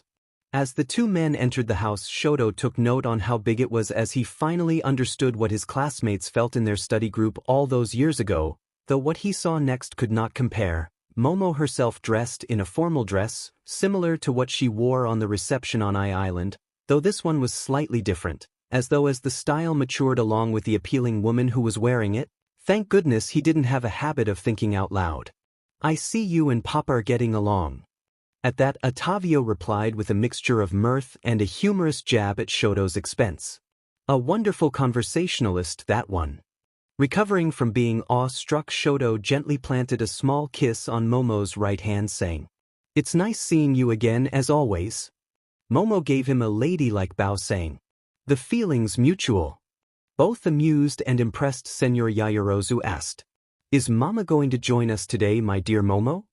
Momo beamed at her father, saying, "She'll be joining us much later. Make yourselves comfortable at the dinner table while I'll go and check on the kitchen." As the two men sat at the table at opposite ends of each other, a stand-off of observation occurred as both sized each other when Shoto was the first to break the silence. "Have you known my father before? I seem to recall you're a shareholder at Island." Old man Yaoyorozu nodded. "We knew each other for a bit. We would exchange words here and there whenever he was representing the Todoroki group." As an awkward silence was developing between the two, Shoto finally asked, "And what was your impression of him?" Old man Yaoyorozu gave a small nod, saying, "Whenever we spoke he would always be brief, at some points he even said." Shoto finished politely for him, "I am a man of few words, so instead watch me." Tavio at that smirked. "Exactly." At this point in time, Momo returned from the kitchen as she joined the table on Shoto's left side and Otavio's right side. "Dinner should be served any minute now."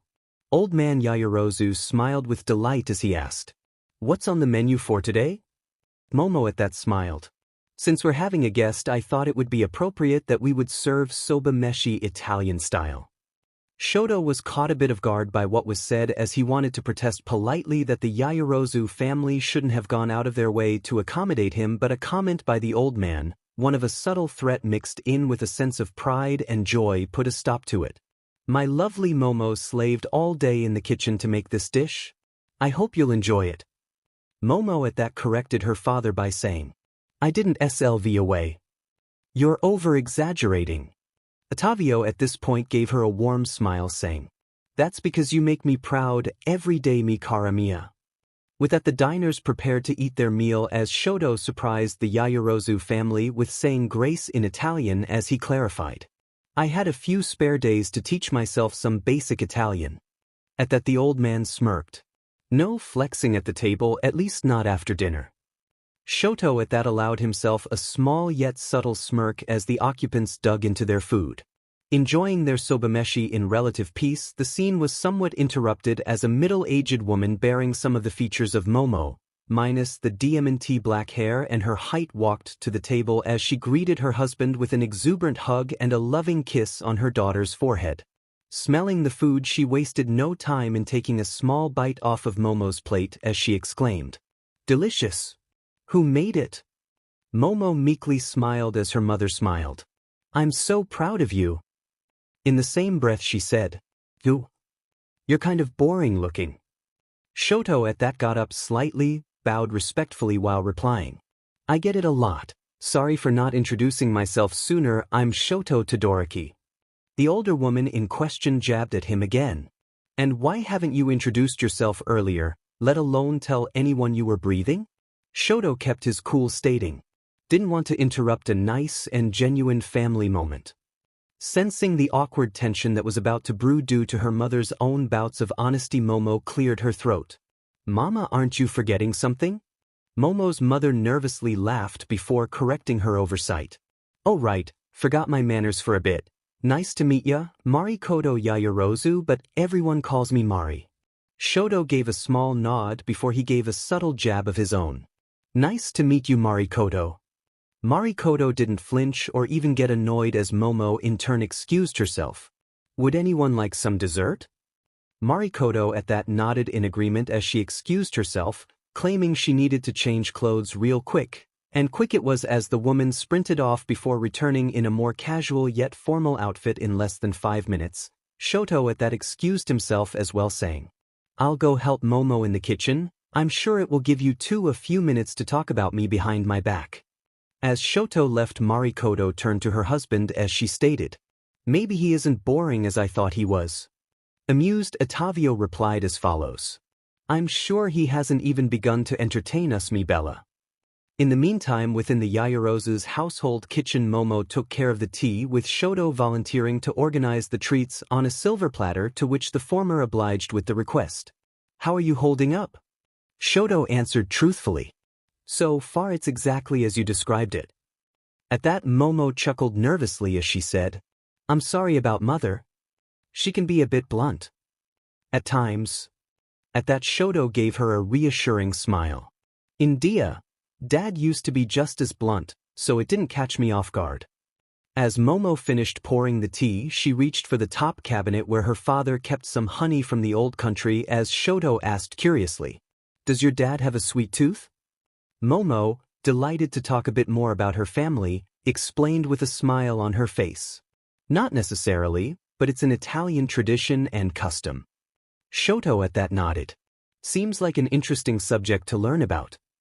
As the two finished in the kitchen, the two strolled out of the kitchen to witness a hushed conversation between Momo's parents, as their daughter instinctively knew that the two were discussing a serious issue. "Care to share what's on your minds, Mama and Papa?" Ottavio and Marikoto said in unison. "It's about you still wanting to be a lawmaker." Momo's frustrations began to surface as her father quickly noticed. "Please don't worry, my angel. I was going to say that I'll give you my full blessing on one definite condition." Still weary, Momo asked the following. "And that condition might be what?" Ottavio smiled warmly and knowingly. "We'll give you our blessing if you'll have someone to back you up financially." Knowing her father reasoning behind said condition, Momo bit the bullet as she asked, "Like who?" Marikoto at that took the reins as she asked point blank, "Someone like Todoroki here, up for the challenge?" Shoto returned the favor by saying, "I'd like to know more before I make up my mind." As Marikoto convinced her daughter to leave the room to have a girl talk, the two men were left in the living room as Shoto took the opportunity to serve old man Yaoyorozu his cup of tea. "Thank you," Shoto at that replied, politely, as he eventually cut right to the chase. "This isn't just about campaign funds, is it?" Ottavio smirked as he remarked, "You're truly a sharp man, so I'll level with you. I'm an old-fashioned man, a traditional one as well. I believe one should both have material wealth as well as an emotional one. Are you following me so far?" Shoto at that nodded. "You want me to date your daughter and possibly even marry her in the future?" Old man Yaoyorozu sighed a sigh of relief before Shoto politely indicated that he should listen. "Let me make myself clear, I do not look favorably on arranged relationships or marriages. Plus, I will not under any circumstances repeat my father's actions. I will, however, vow to protect your daughter to the best of my abilities until she finds her happiness and even after." A strange smirk etched on Ottavio's face as he declared, "Exactly how I figured you'd answer." With that said and done, the evening continued to its conclusion as late evening rolled around with Momo skirting Shoto to the front gate. "So, thanks for coming over." Shoto smiled softly. "Thank you for having me over, we should do this more often." As the two got closer to the gate, Shoto began concentrating as he made another hairpin out of fire and ice, this time making a perfect replica of it on his first try. "You actually practiced it?" Nodding up and down slightly, Shoto asked to put it on Momo's hair, and while he was at it, he planted a small kiss on her cheek, stating, "I owed you one from last time." An awkward yet comfortable silence fell between them as Shoto left the Yaoyorozu house. He continued towards home with a pleasant smile on his face. Once he returned home, he was greeted by an expecting Rei Todoroki. "Did I wake you?" Rei nodded sideways, saying, "It's still a bit strange, like he's still here but not. But enough about that, how did the evening go?" Shoto at that replied with, "Let's talk about it tomorrow, there's lots to tell." Just as he promised, as tomorrow came, he talked in great detail with his mother as he noticed that at some point she wasn't paying that much attention as she was staring into the distance. Am I beginning to bore you, Mom? Ray at that simply replied with, "Oh no, that's not boredom, I simply can't wait to meet her formally." Shoto gave her a genuine smile saying, "You'll be needing her shortly, I hope." With that said and done, a few months have already passed as Ojiro's and Hagakure's wedding date drew even nearer. On his patrol route on his way home, Shoto passed by a local theater as the young hero thought to himself, "A date at the movie theater? Sounds appropriate." With that said and done, Shoto made his way closer to the theater. As he scanned what was currently playing, nothing stuck out at first until one title popped out in his eyes: Highlander, an anniversary release. Checking its release date, it read March 1986 as he muttered to himself, "An old one, should I watch it first? Should I do research about it?" Against his instincts, Shoto decided on none of that as he searched when the movie was showing before making a call to Momo. With the call connecting, Shoto cleared his throat as he was slightly nervous for some reason. "Hey there. Are you free next Tuesday afternoon?" Momo at that replied on the other line, "Sorry, but no, what about Thursday though?" Shoto could only nod as he said, "That sounds fine. See you then."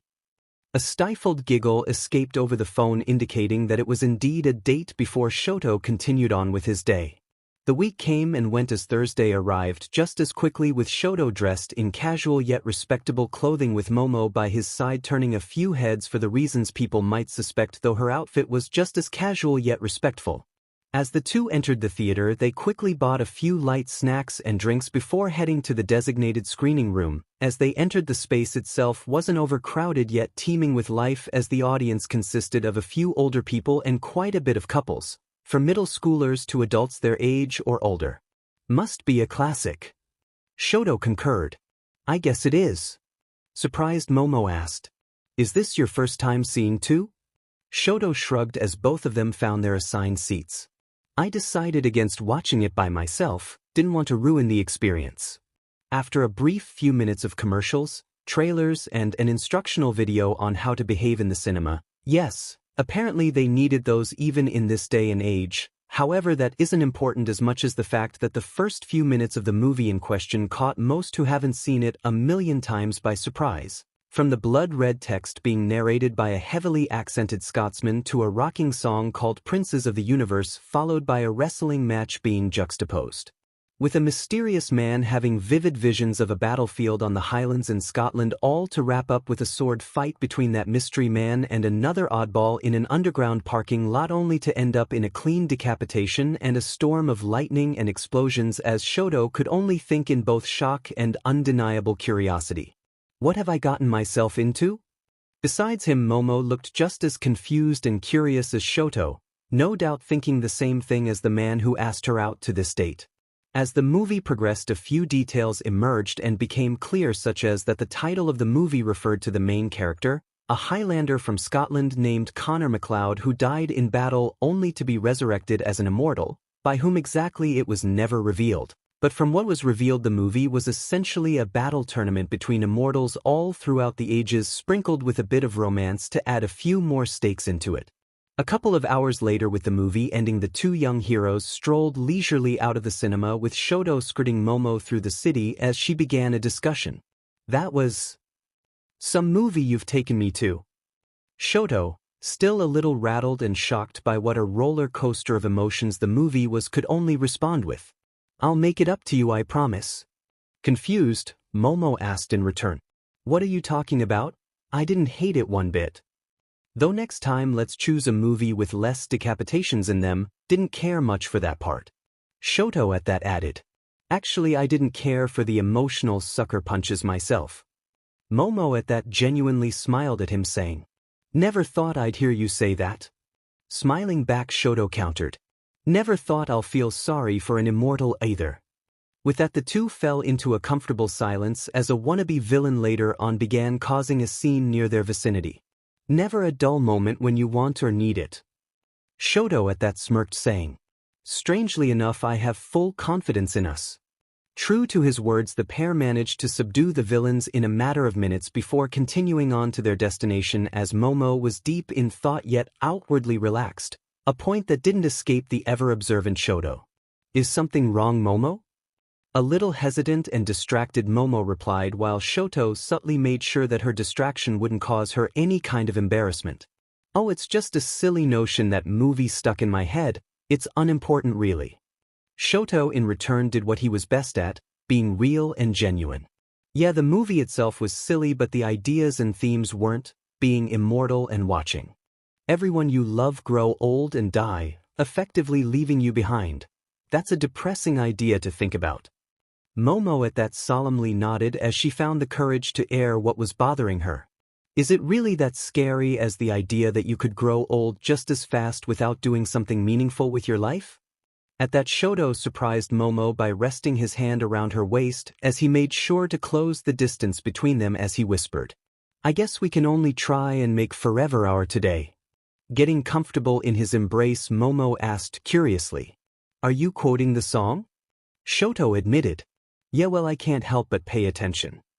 Momo, inspired by his honesty, replied in return, One of the things I love about you. Realizing what she said, Momo began blushing slightly as Shoto cleared his throat discreetly as they both passed a Japanese-Italian restaurant. Should we have something to eat? Momo at that sighed a sigh of relief, being grateful that Shoto's people skills has improved since UA. As the two went inside, they soon found themselves seated by a nearby table overlooking the street as they continued conversing with each other about the movie and various other topics. By the time they were finished, Shoto was skirting Momo towards the train station as she asked him out of the blue, Hey, how do you really feel about me? Before Shoto could even reply, Momo rephrased her question. If you for whatever reason would outlive me, would you still remember me on my birthday? At first Shoto replied with, No. Before the disappointment could set in, Shoto continued, I'll remember you every day for the rest of my life. Brought to a few tears of joy, surprise and relief, Momo responded with, And it only took a few years, several months and a 2-hour movie to finally say it. Shoto at that slightly smirked as he shrugged. Honestly, it could have been a few decades otherwise. At that, Momo gave him a deadpan stare, saying, That's not as funny or charming as you thought it was. Inching closer and closer to each other, Shoto continued with a sly smirk. I don't think I know. Their kissing began small as they became a bit more prolonged, nothing too graphic mind you, but the passion was clearly there as Momo asked, Is this the real Shoto Todoroki I know?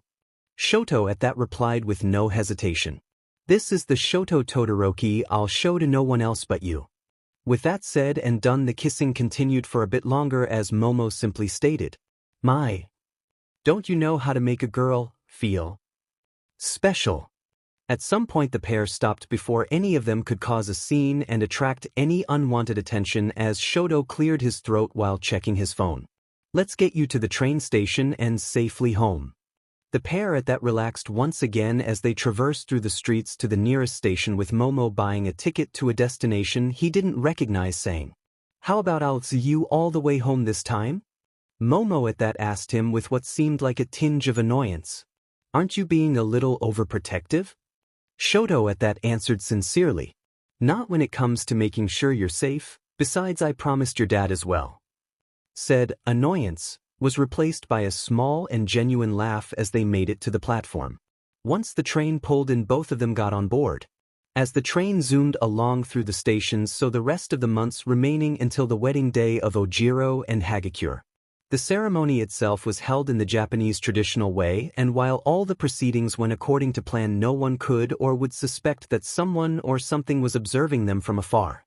As the ceremony ended and the newlywed couple left, as Mr. Yagi approached the trio of Todoroki, Bakugo and Midoriya.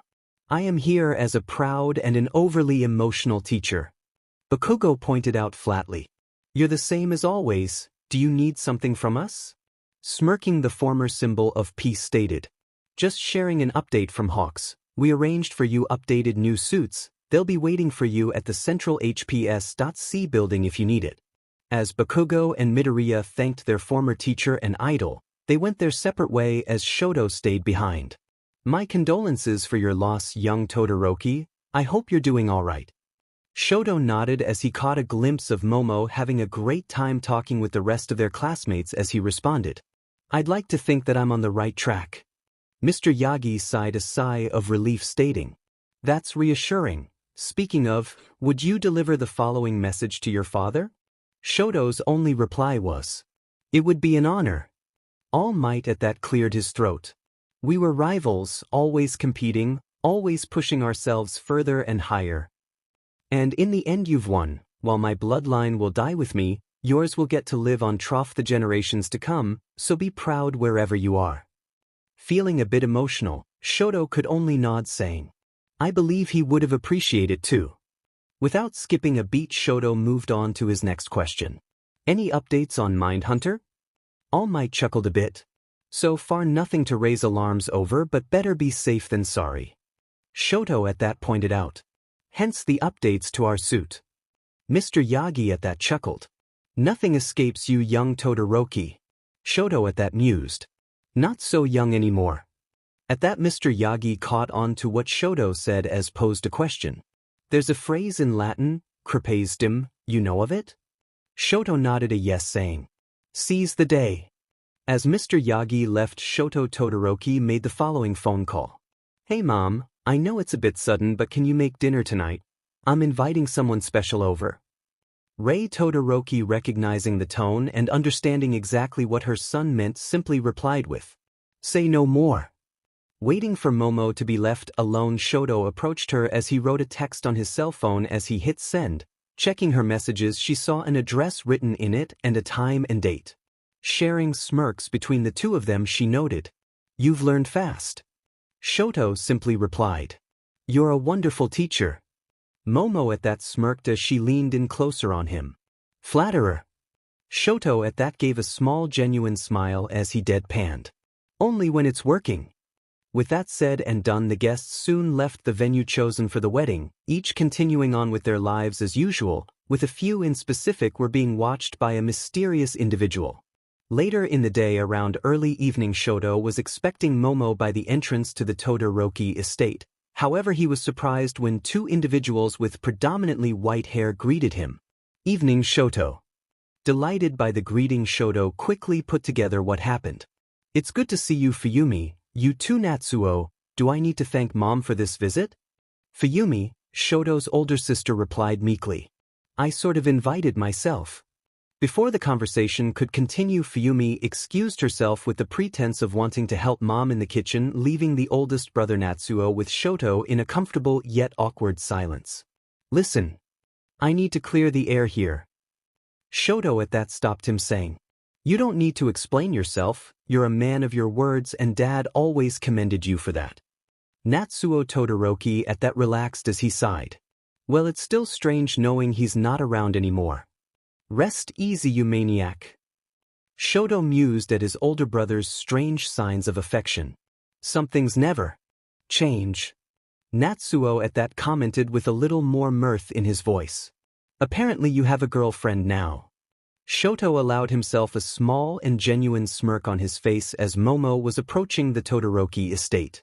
And there she is, right on time. As the scene unfolded between the trio, the mysterious figure unveiled himself to be a version of a reformed Mindhunter. Only this time he looked like a skinless human with a mixture of purples with the blue, along with the smiley face with the mind's eye, disappearing before anyone could even register he was there to begin with.